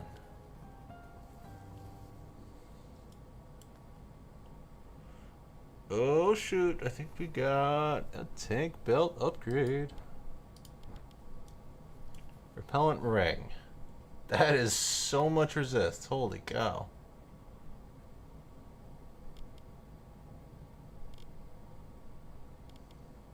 But no agility, so it's not going to outscale the armor.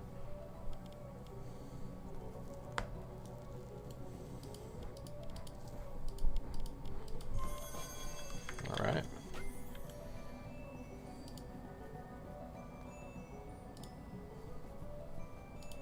Actually made some progress.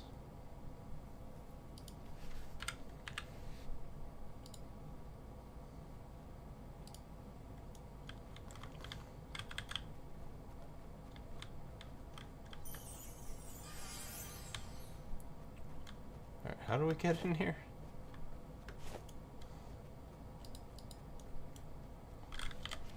Let's go back to Reliquary quick.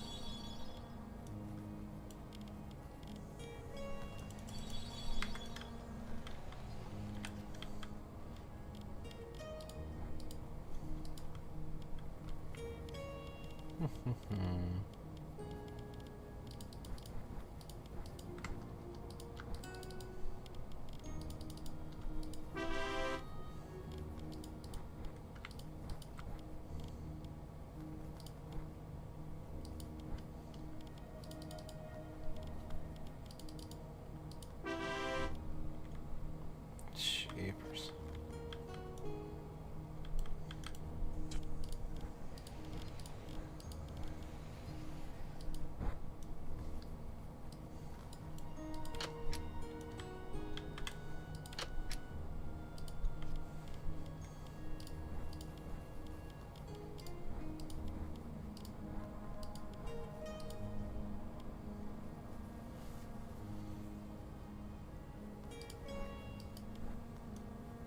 Oh, and it's even got a thing. Cast time is 7 seconds.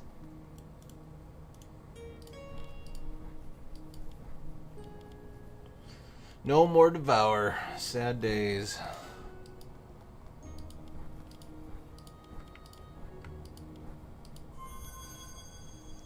Wow, 34 all res on that.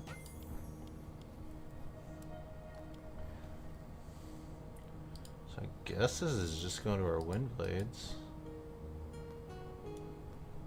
Oh, they lose 25 haste.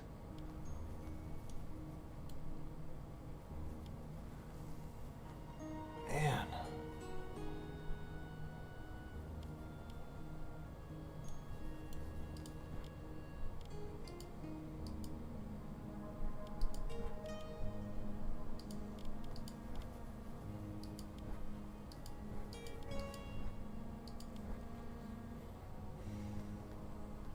Yeah, I'm not sure who that's supposed to be for. Oh well.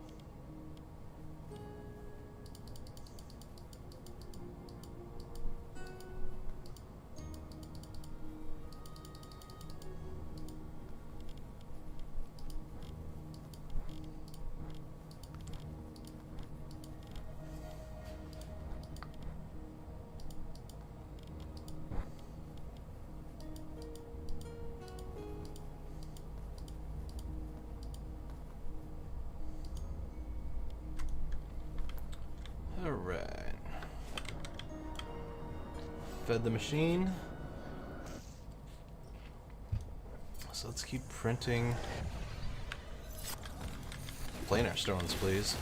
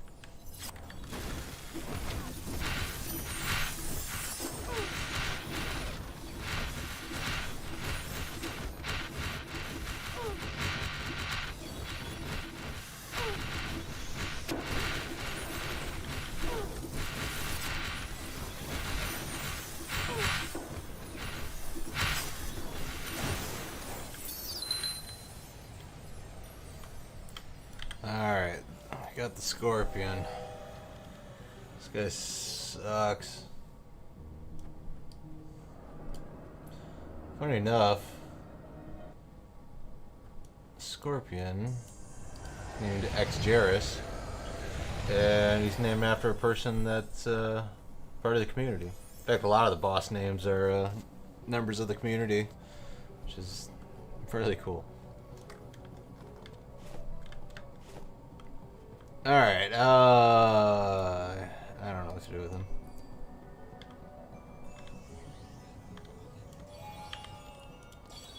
I think we just killed the ads, but they're kind of nuts.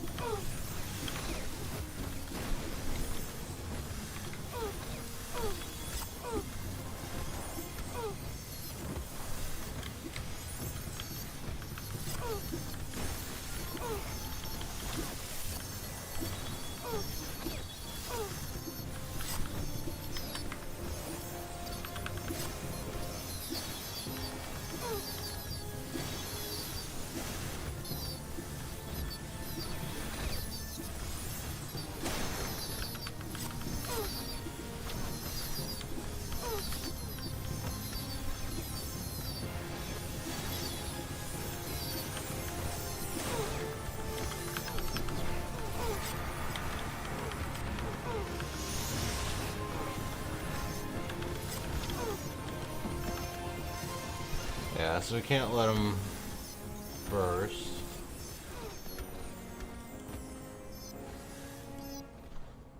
Just kind of looking at everybody's resists.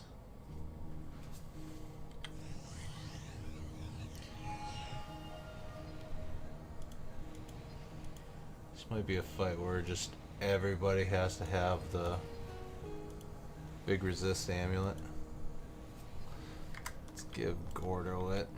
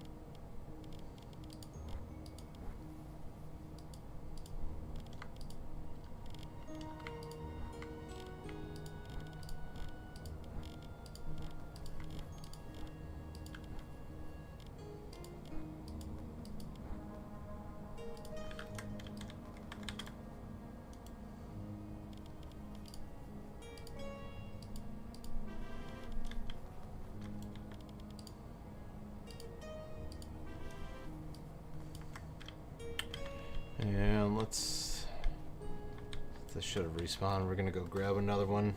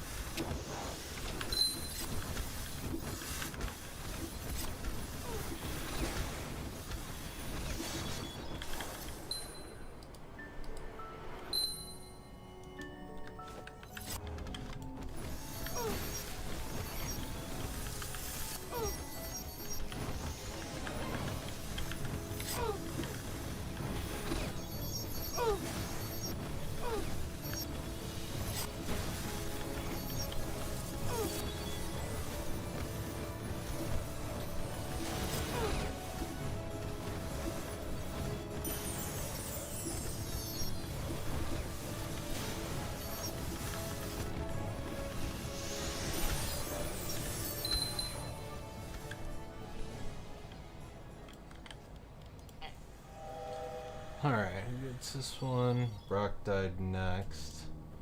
Let's get to him. Oh, he's not even in purples. Yeah, there's Gorda.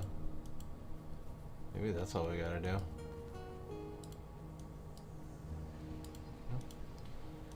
Let's get him tiered up.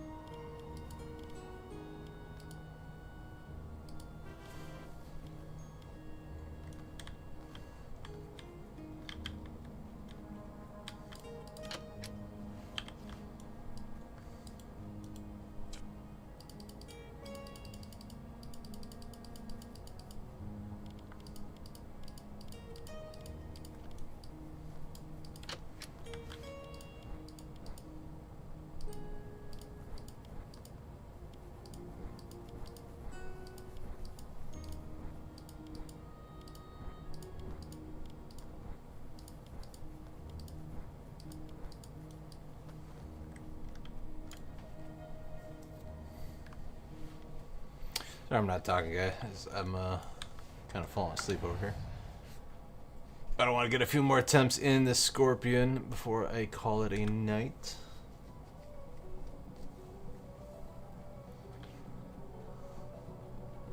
And going through and upgrading and analyzing gear on 15 characters is not very entertaining. I think the next video is going to be on item upgrades. And I also want to do a video on the whole UI system, along with going over group and friends and party and raids and like talking about all these sliders and stuff and getting in the weeds about that. Got about, I don't know, got about like 4 to 6 videos I want to get out in the next couple weeks for a little bit better onboarding for new players and some good stuff for mid-level players. I'm gonna avoid meta stuff as much as I can, because like, one, there's not that much diversity in the game, so it's easy to fall into metas. But like, and like, I don't know, I find that boring if it's just like, hey, yeah, ignore this half of the game and just focus on these things. Like, I don't know, that's not terribly fun to me. But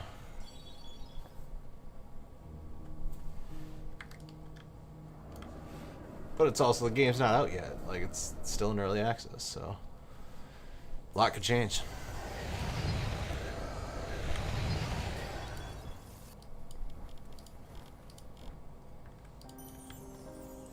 Alright, I might have done something, probably not, but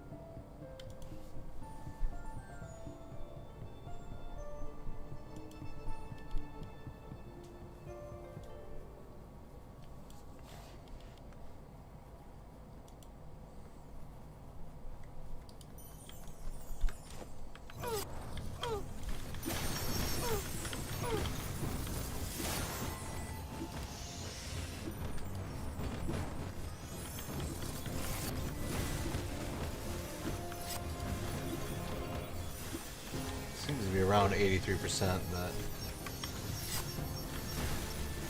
cast that. So I think it's fixed times.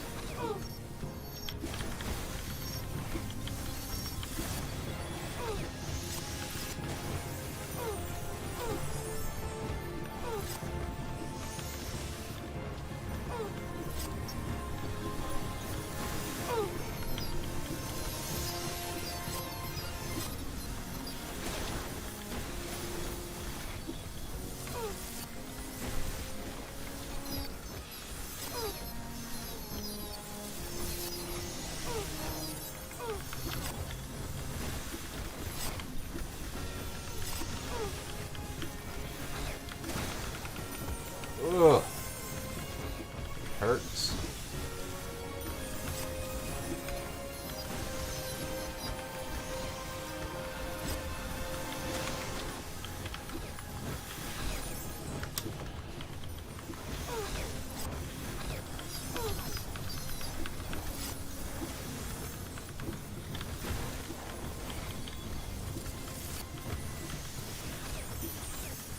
Well, this is progression. Just keep up his tempo. I could just not die. That'd be preferable.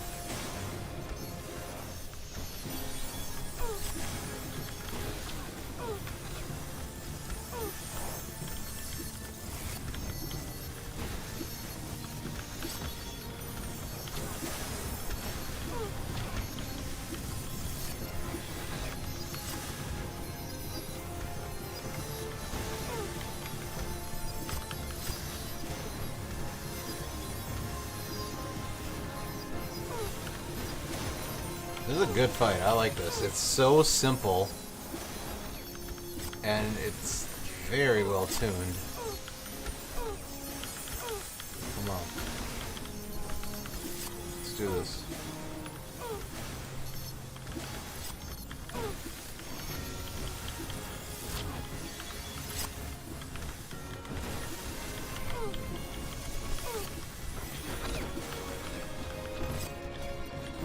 Don't get the eggs, then we're just burn the boss. Burn the boss. Just go for it. 3%. Yeah. Aerial shield. Increased party resist by 15 and AC by 50. What?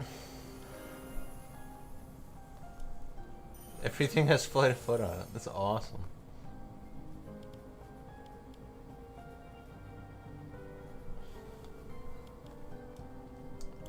Arachnate Carcapiece. 475? Holy cow. Yeah? I think that's a tank upgrade.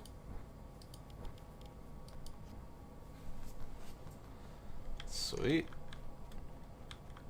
Sprinkles up yet?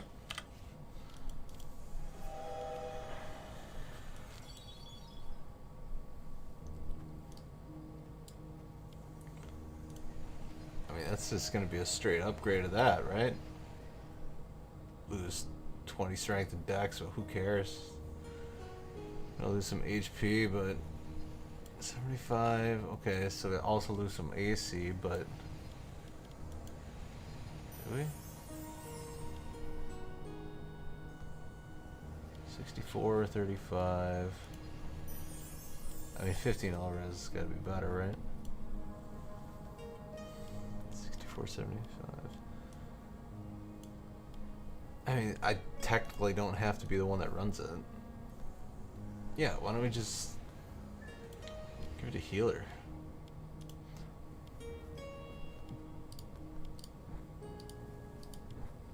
Maybe that's the right play, because that's 10 all res. Though I would like to have the plus 10 all too. Just everybody's auras are just so good.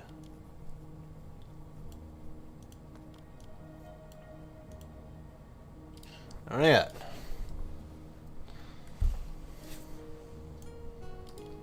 I guess we'll run this for now.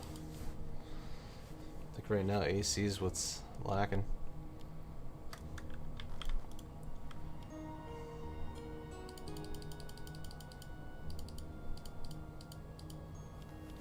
I like that fight. It is so stupidly simple. But it's...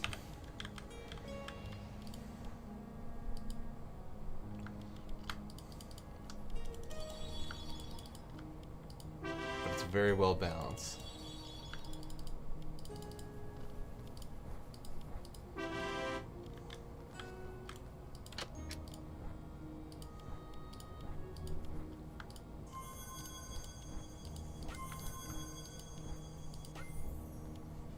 $713? Holy cow. This is so much resist. And some healing. Holy cow, that's a lot. I'm good with that. I'm happy with that. Oh, it's sick. Though I do like the white. We'll probably keep the white.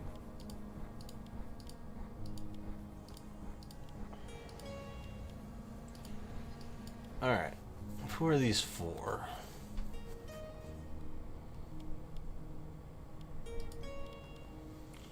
Definitely not tank.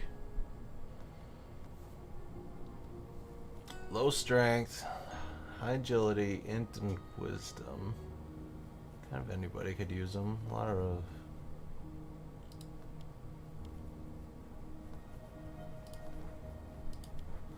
How does it compare to the mages? It's a pretty definitive upgrade. For 30 wisdom versus 40. Yeah, I think that's safe to say it's an upgrade for the Arcanists. They're in Arcanist boots.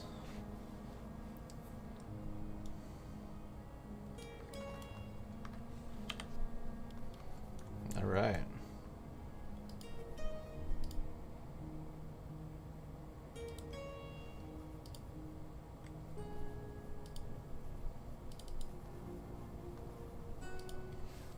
Blue is 5 out of 6.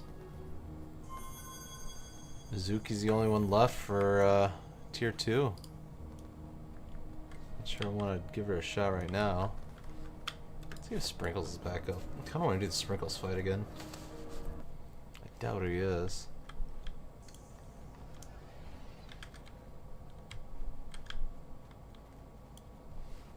Sure, let's cheat.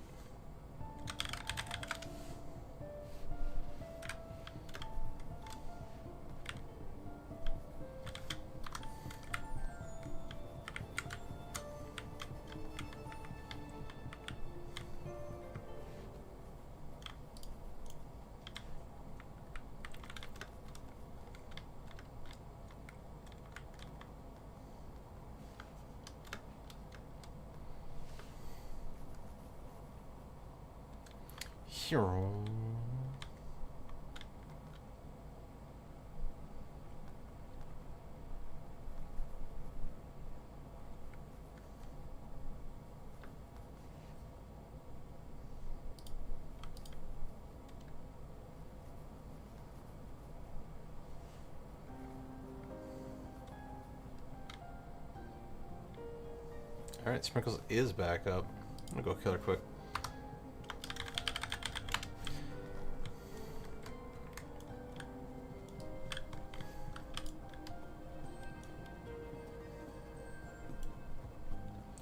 Suppose we could always just throw that on DPS.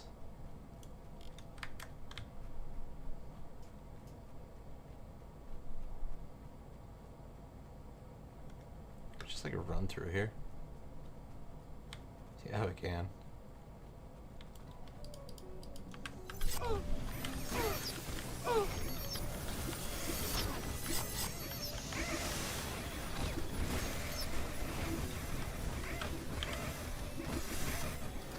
Yeah, I think this is just too good to give up.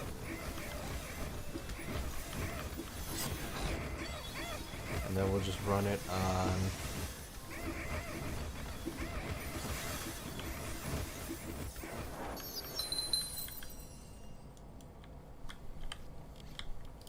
We're on Aemon because 10% death throw is not amazing. I've never liked death throw mechanics. And this way we can still stack the resist from Druid and myself.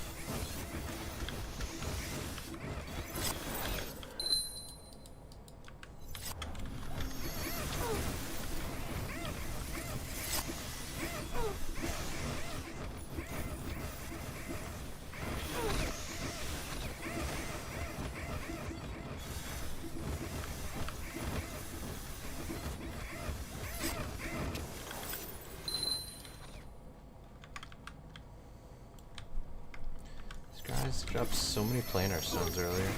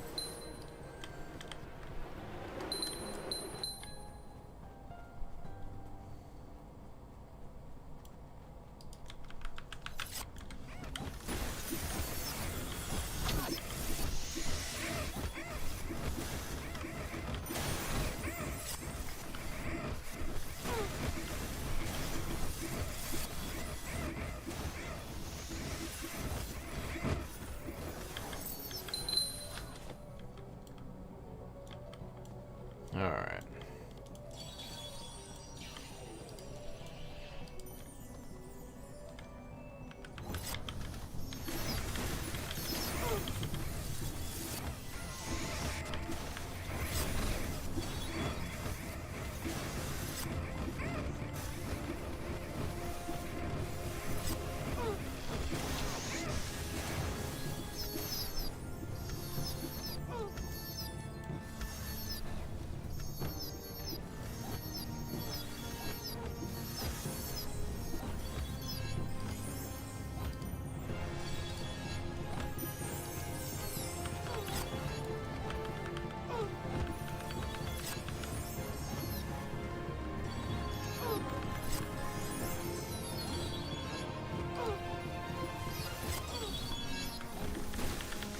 I think we just ignore the fairy trickster.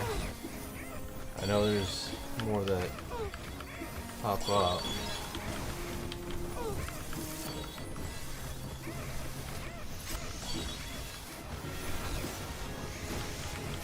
I just don't know if the wards are timed.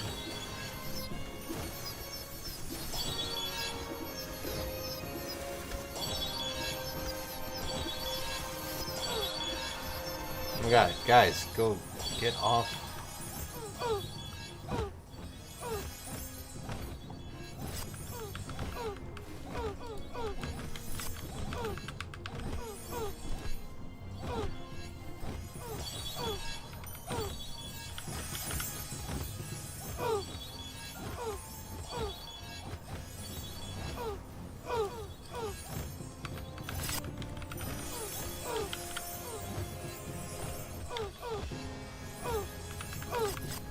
like gets really goofy at this point. Progression's going great. We're dying, Sprinkles. Done every tier 2 except for Elemental. Ah, crap. So yeah, going really well. Killed Sprinkles once so far today, so not exactly sure how I did it. But having a good time.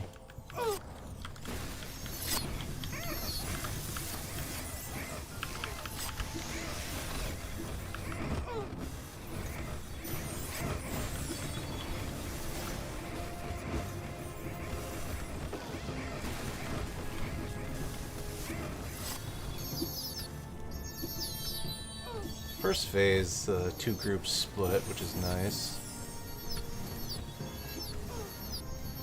I could send third group to that one.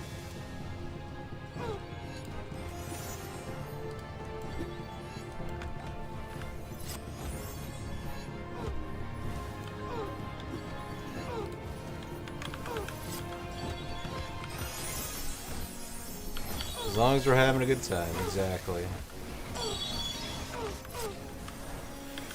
As long as we're winning, we're having a good time. I think that's how it works.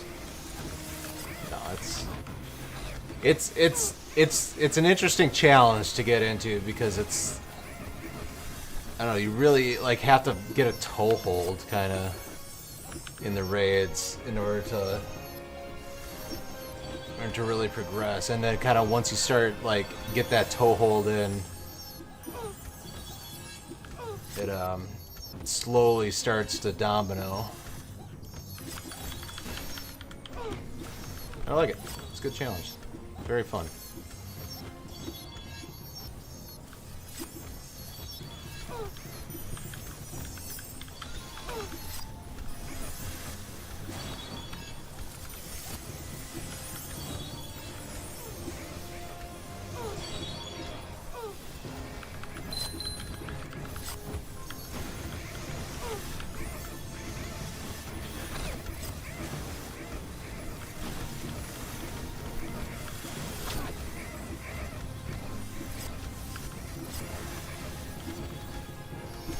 Of course.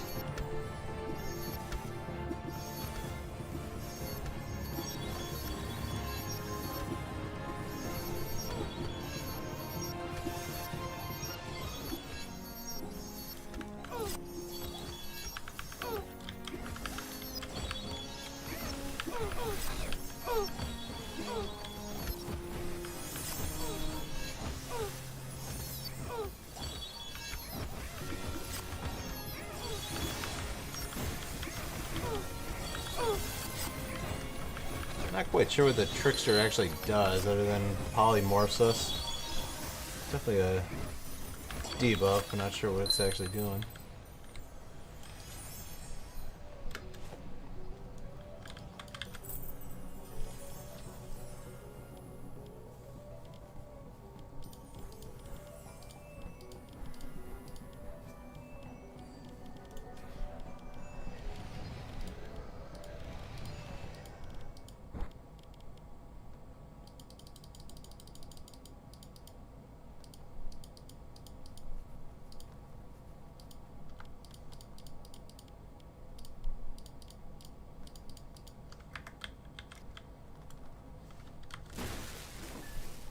Okay.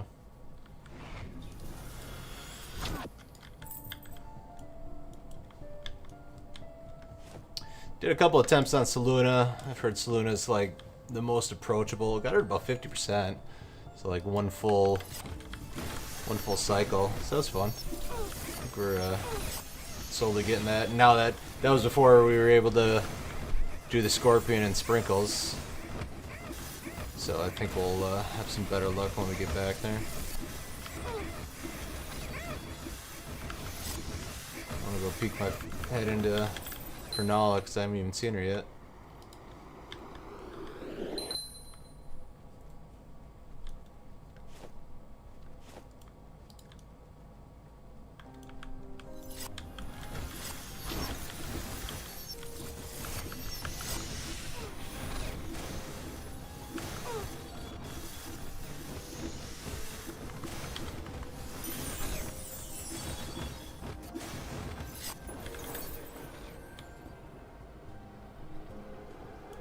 I just find it awesome that just every piece of gear in these last stages just all have Flight of Foot on there.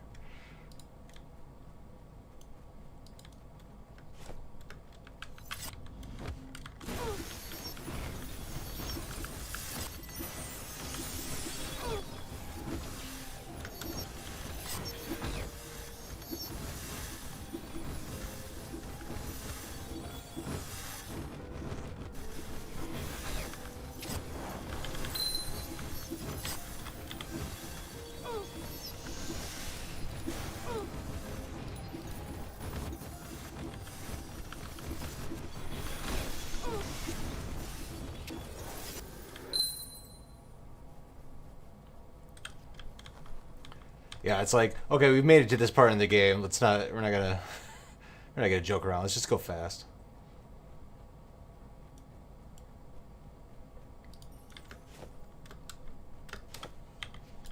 This will be fun.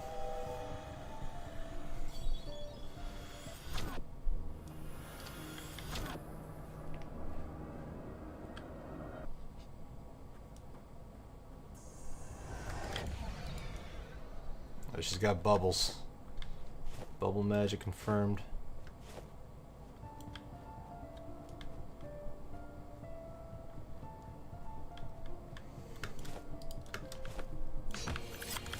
What do we got?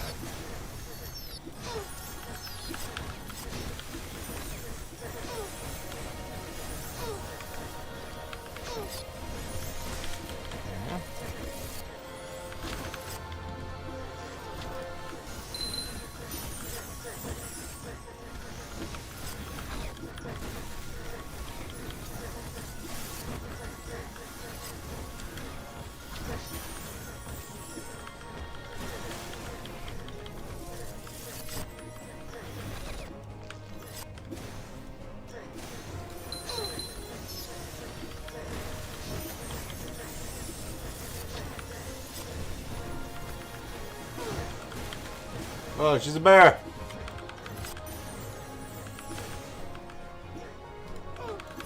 That is a lot of damage.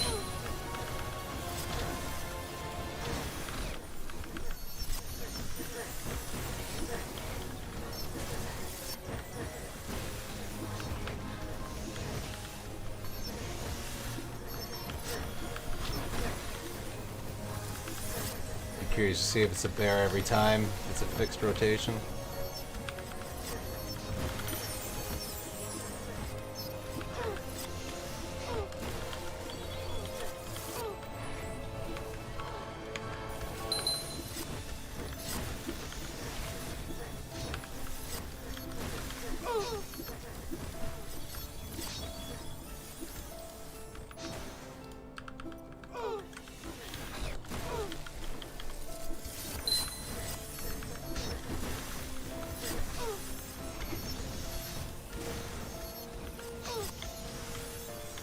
I assume we need to be killing these fawns, because they're probably just going to keep stacking up.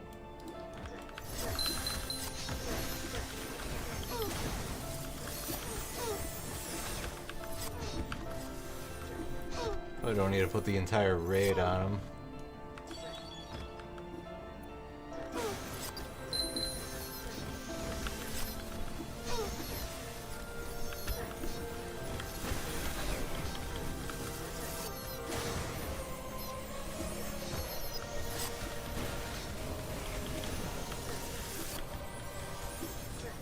Yeah.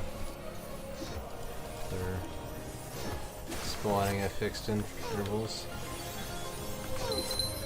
It's just also entirely possible. Ah, poor DPS stat is not going to help.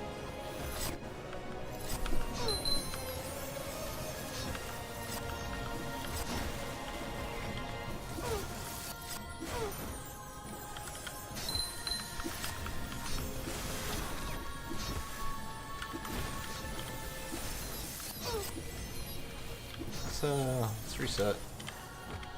It's not too bad.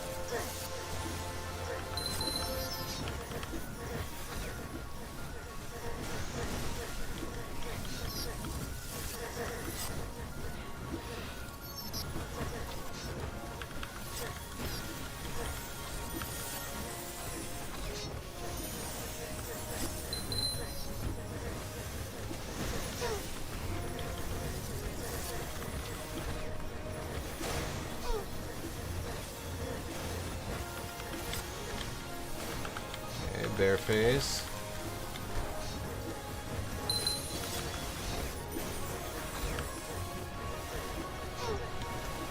I wonder if the bear phase is timed or if it's HP bound.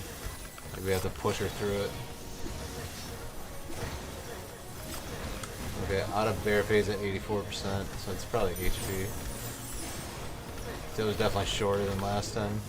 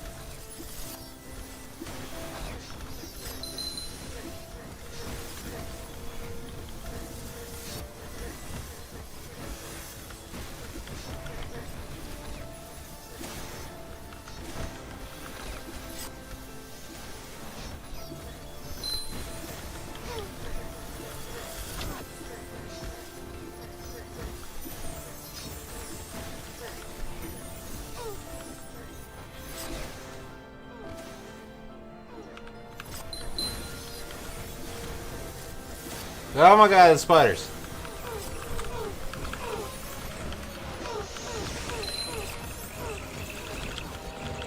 Stay alive.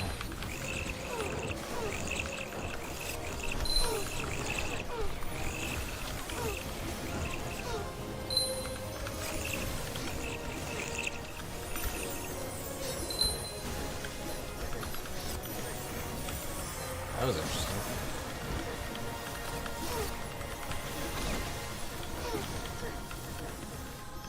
I think we're lacking some resists across the board, but nice to know what type of damage it is. Probably poison.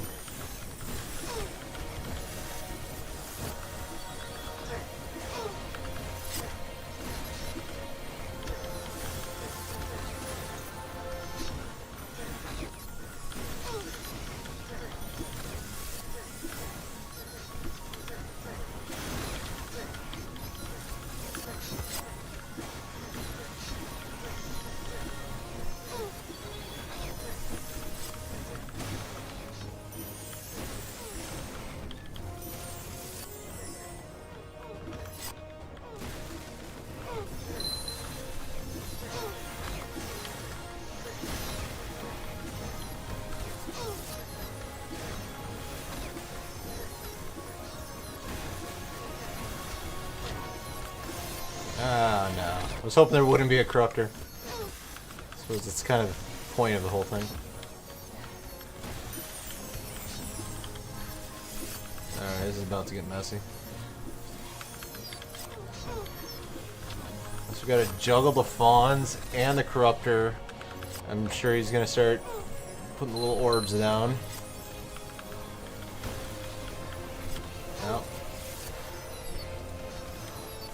Okay, Brian, if you're here, like, is this ring AOE is that just visual, or is that like I got to get the group inside of the ring? I haven't been able to figure that out yet.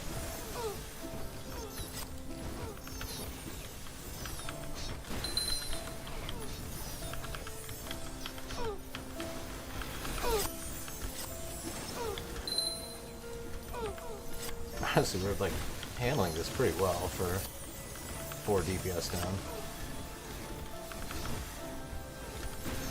Okay.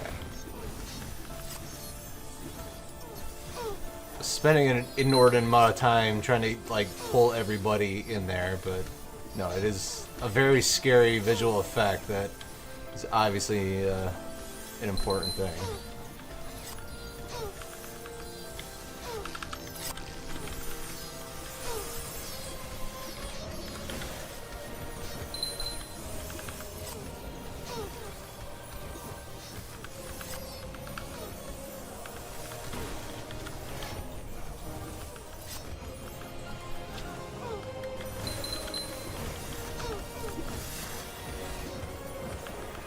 Oh.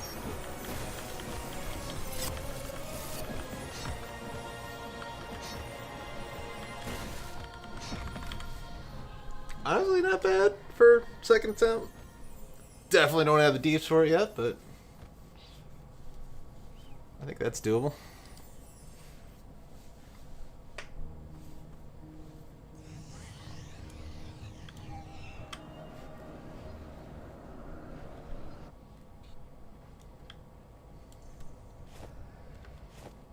I really like the X-Jairus fight. Like, it's so simple, but like it's tuned really well.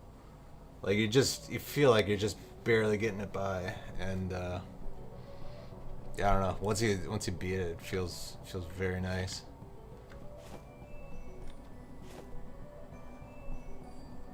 Still need to get another chest piece from him.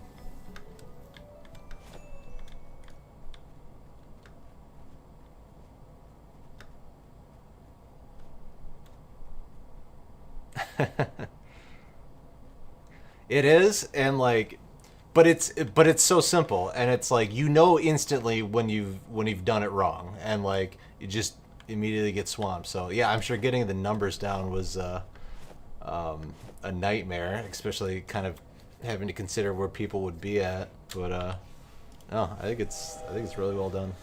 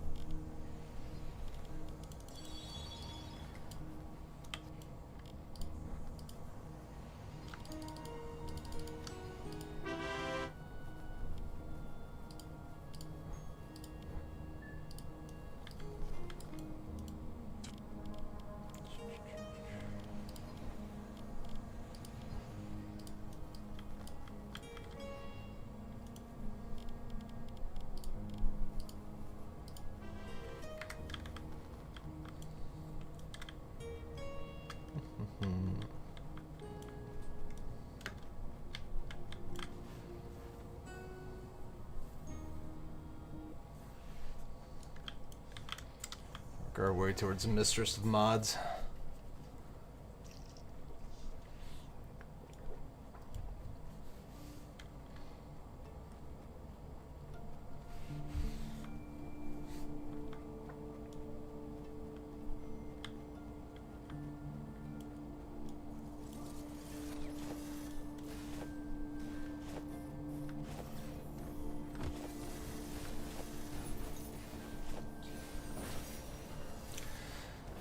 I've only given her one or two real attempts. I'm gonna work my way towards them now.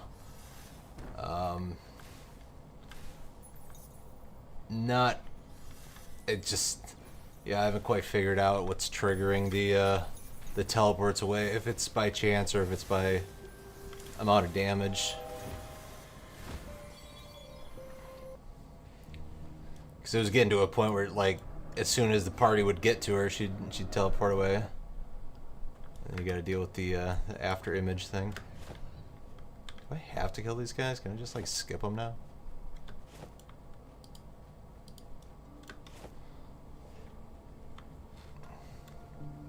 And also, this guy here was so refreshing after dealing with those stupid dragons. Like, it was like, okay, that was stressful, dealing with all those guys, and it's like, oh, it's just a tank AC check. Love it.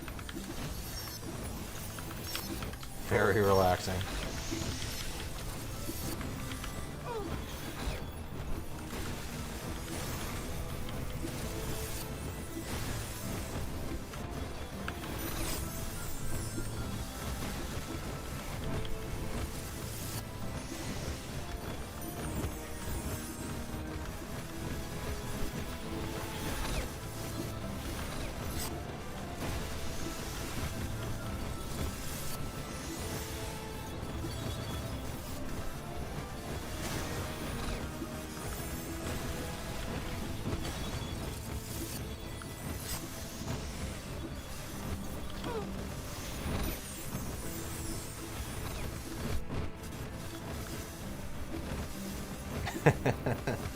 I I totally get it, and you know what? That's perfectly fine.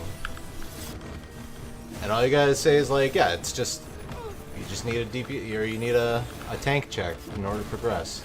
You can't do it, you can't do the next stuff. Like you don't need to justify it.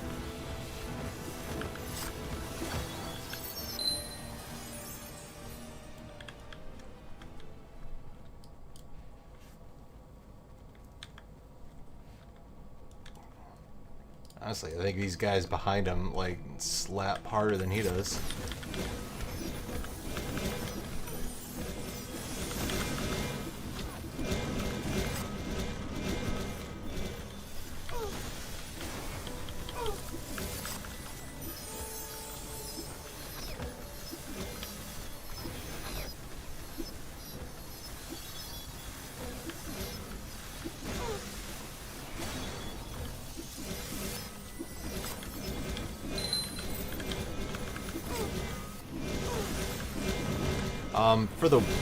For the dragons, I mean the way I've been beating them is literally just ignoring the elementals and letting my Arcanist CC them, and then just DPSing the boss.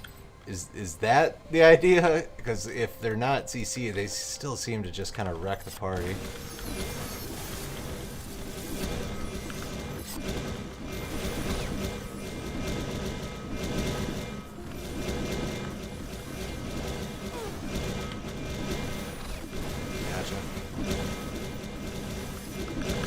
Especially the fire one, because it's just such a added layer of damage.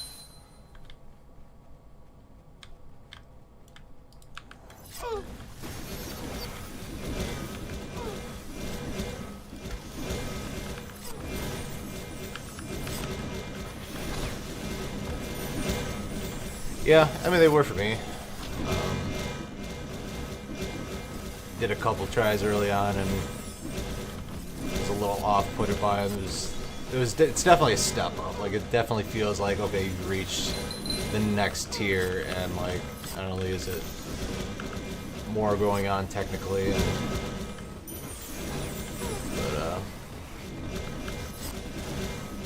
but I think the rewards on them are definitely worth it, and feel like you're progressing much better.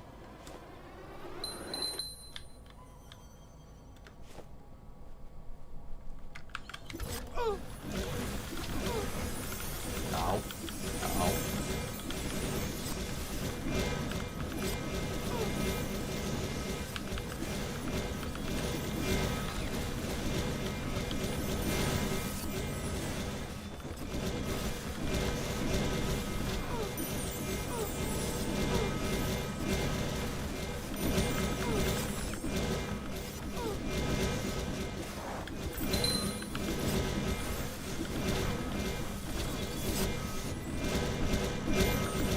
But no, overall, like I adore the progression. Like even just from day one of like walking in and like the trash mobs are just wrecking you.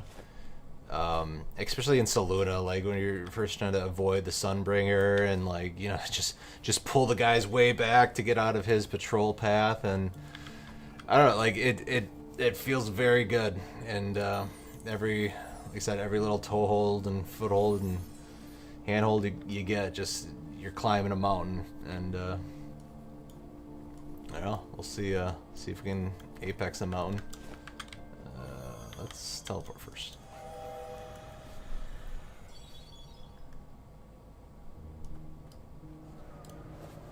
Yeah, no, you did a hell of a job, and hope one of these days you get to rest. Not until after 1.0 is out, though. Can't rest till then.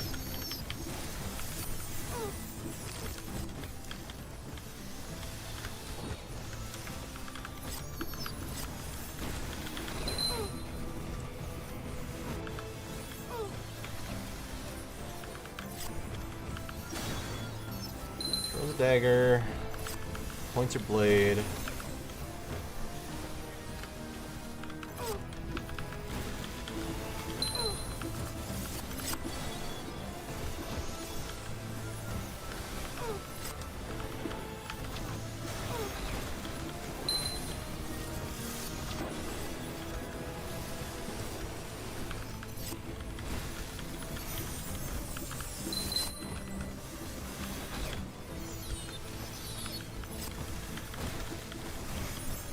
It seems to be going okay. I don't want to jinx it too much, but...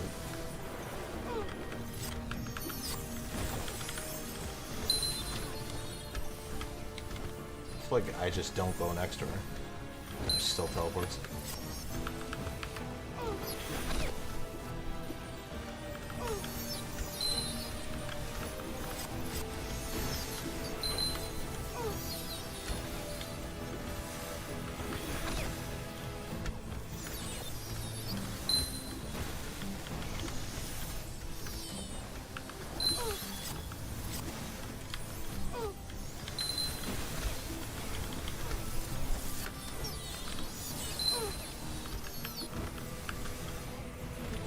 Going much better than last time I was here.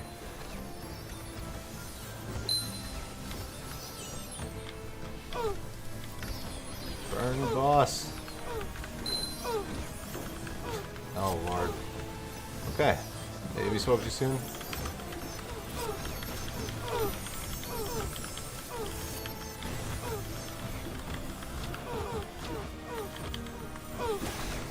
Come on. 0%, come on! There we go, easy peasy, all playing. On farm.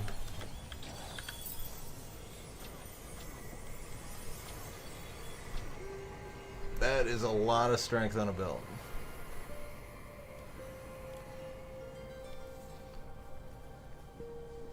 It's just all strength. Okay.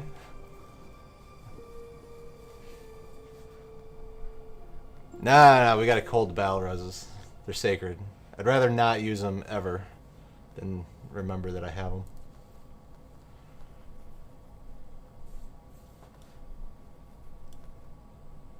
Okay, I like that.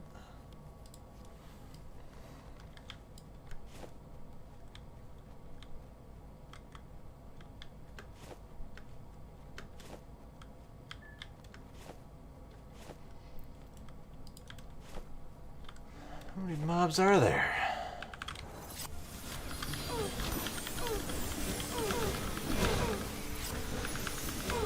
Oh my god. I might need an actual third tank.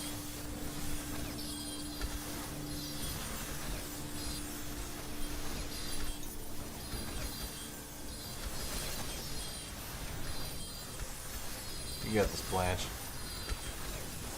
Alright, good.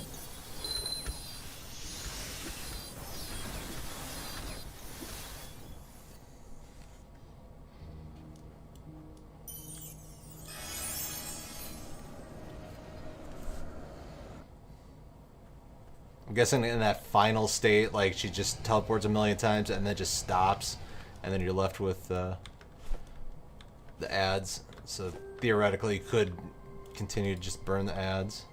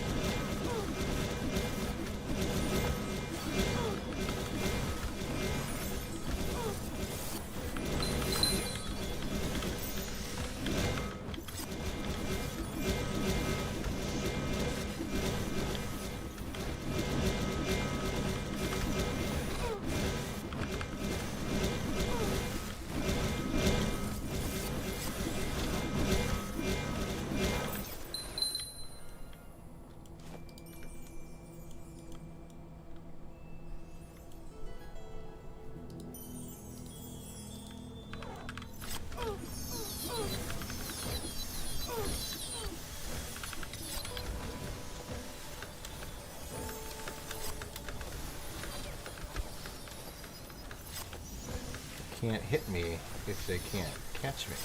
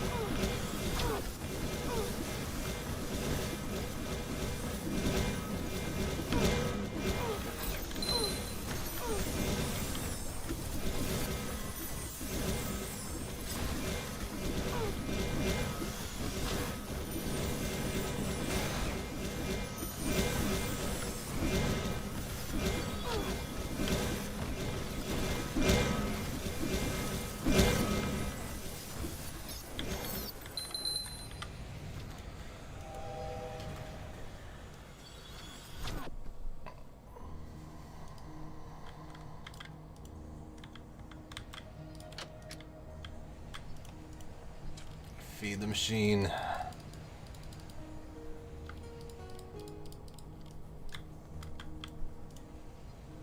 Also, somebody needs to get this helmet.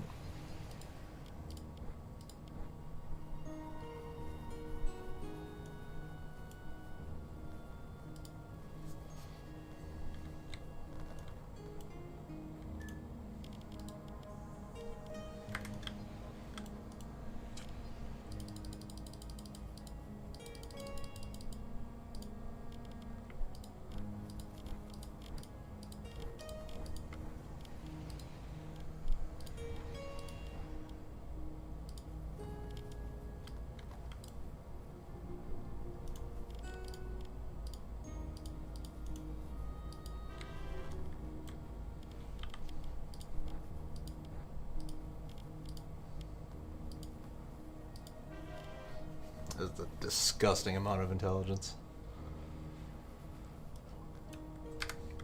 Alright.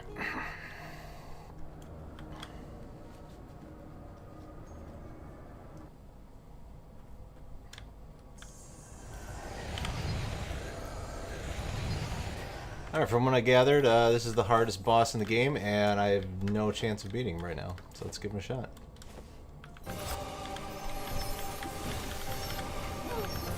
More crystals.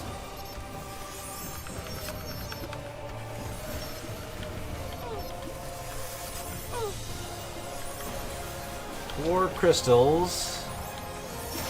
Materializing something terrible. That's good.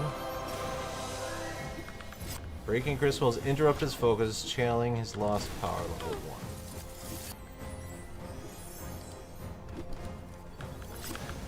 Channels more power through his crystal, level 1. Okay, so probably not supposed to...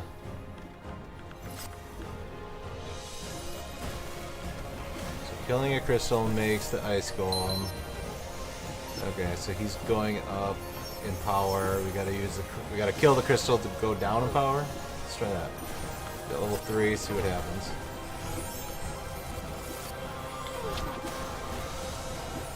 Level 4. And now he's down to level 1. Okay. That's easy. Easy.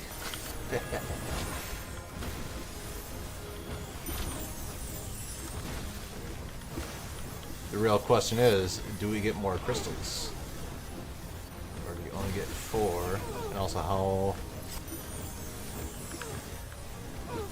This is where we kill this ice golem. See what level he gets to before he just one-shots me. It's a good test.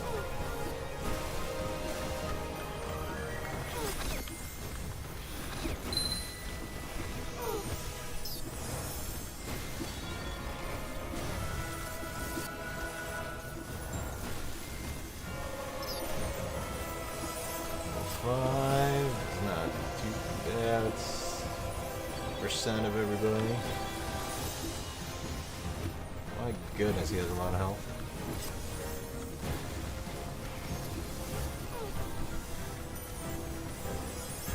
Six hurts, 7 hurts. Yeah, probably 7's about pushing it.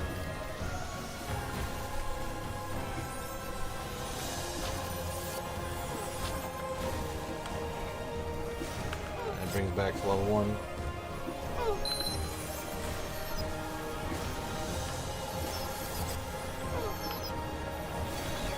What's that?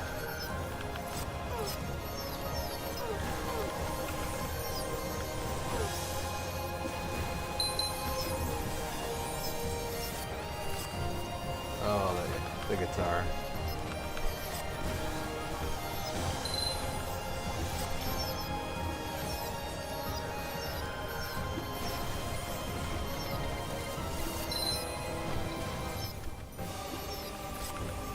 So he's not gaining levels anymore?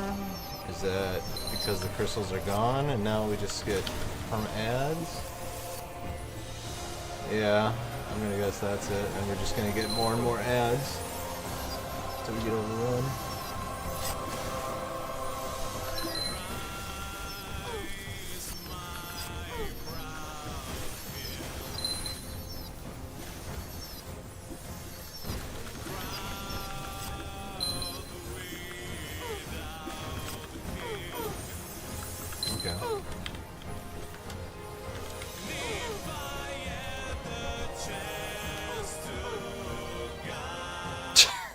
Holy cow, that was a lot of them. Okay, interesting.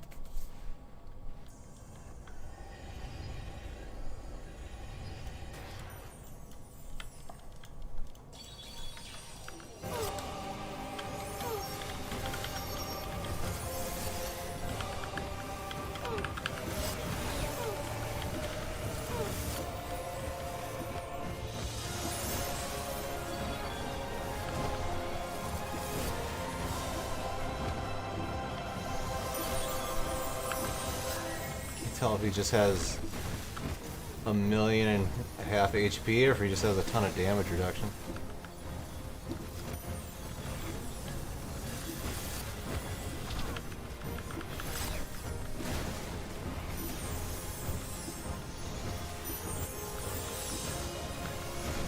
Alright. Have a good one, Brian. Thanks for stopping in.